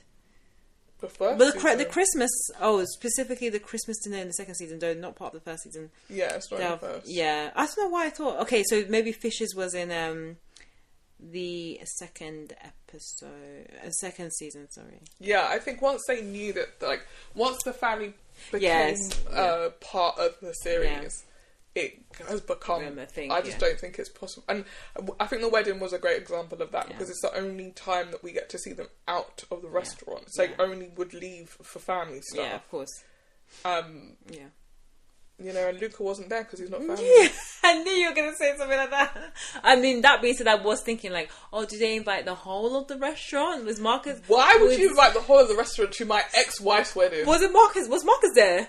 No. Oh, he wasn't. Yeah, Marcus's friend was there though. Yeah, Marcus's friend was everywhere. Yeah, he was bitter. But he made a very interesting point about moving home, and usually, the reasons why people move home is usually it's the 3Ds or the 4Ds, death, divorce, debt, and something else. Yeah. But actually, it could be for a nice reason. I feel like the Marcus's friend is part of the D plot. Yeah. And so you get a minute of it every episode, and it felt very brief and I don't know what we're setting up here. That same, yeah. But it did lead us to the point where Marcus texts his dad. Yeah, that's true. Which is, I guess, nice. Yeah. I feel reconnecting with parents. Yeah, that's true. Which is a theme. Yeah.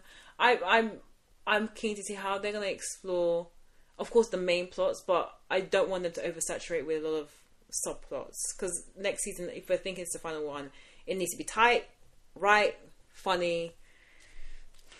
Such Shoshana the exec. Don't tell us how to make our show.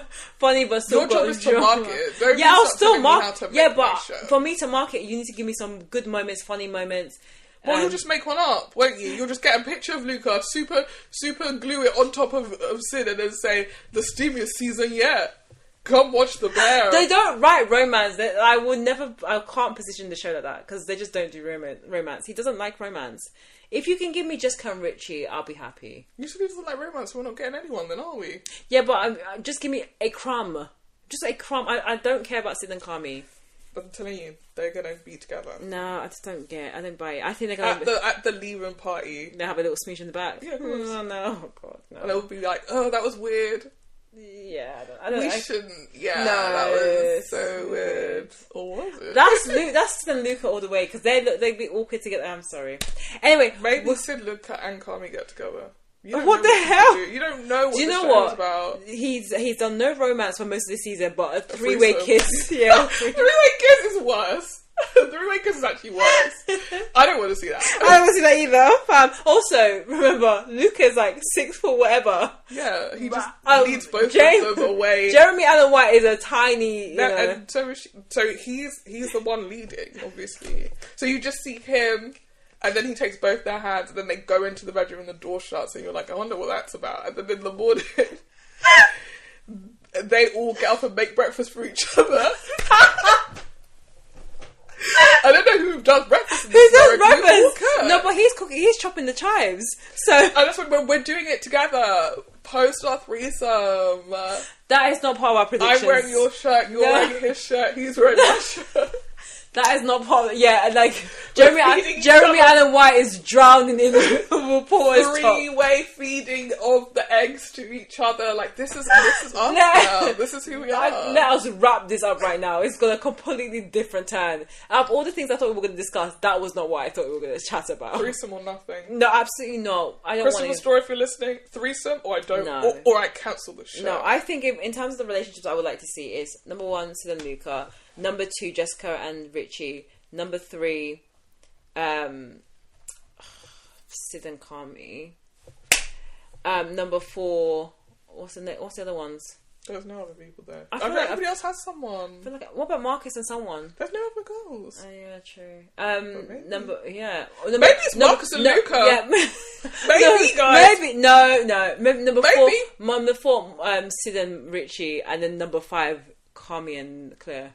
Oh, I said Carmi and Marcus. Basically, it's Sid for most of the list, and then Claire. My list, obviously, like I said, threesome between Carmi and Sid and Luca. The number 2 is Sid and Marcus. The number because he's a rising star now. Let's get serious. Like, no one's talking about Luca who. You need to get with someone who's in the press. Imagine what you guys are going to look on the Architectural Digest tour of your house. Like, you need to be practical. So done. Then after Sid and Marcus is Marcus and Luca.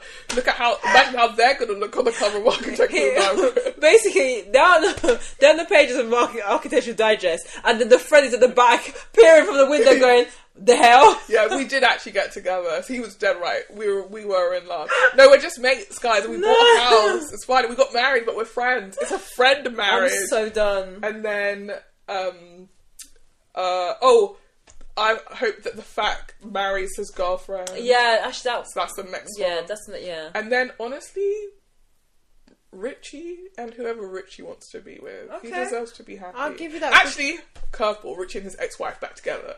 Oh! Bye, Josh Hartnett. Oh, God. Oh, God. They just have more chemistry. They do. Josh Hartnett and the ex-wife have chemistry. But I did feel so... Like, there was something very, like, sweet about just Hartnett's character and, like, him being, like... Him. I know, neither do I, but, like, it was very soft for him to be, like, I just know that I'm second best. Why is he so rich? I know. Like, what's that about? That's not a bad thing, though. Like, why are we judging the guy for being rich? No, it's weird, though. I don't know. Like, imagine if one of us was just really rich. That's a good thing. Don't you think that would be weird? No. I think it would be weird. Why? Like, when you came to my house, I'd be like, don't touch that.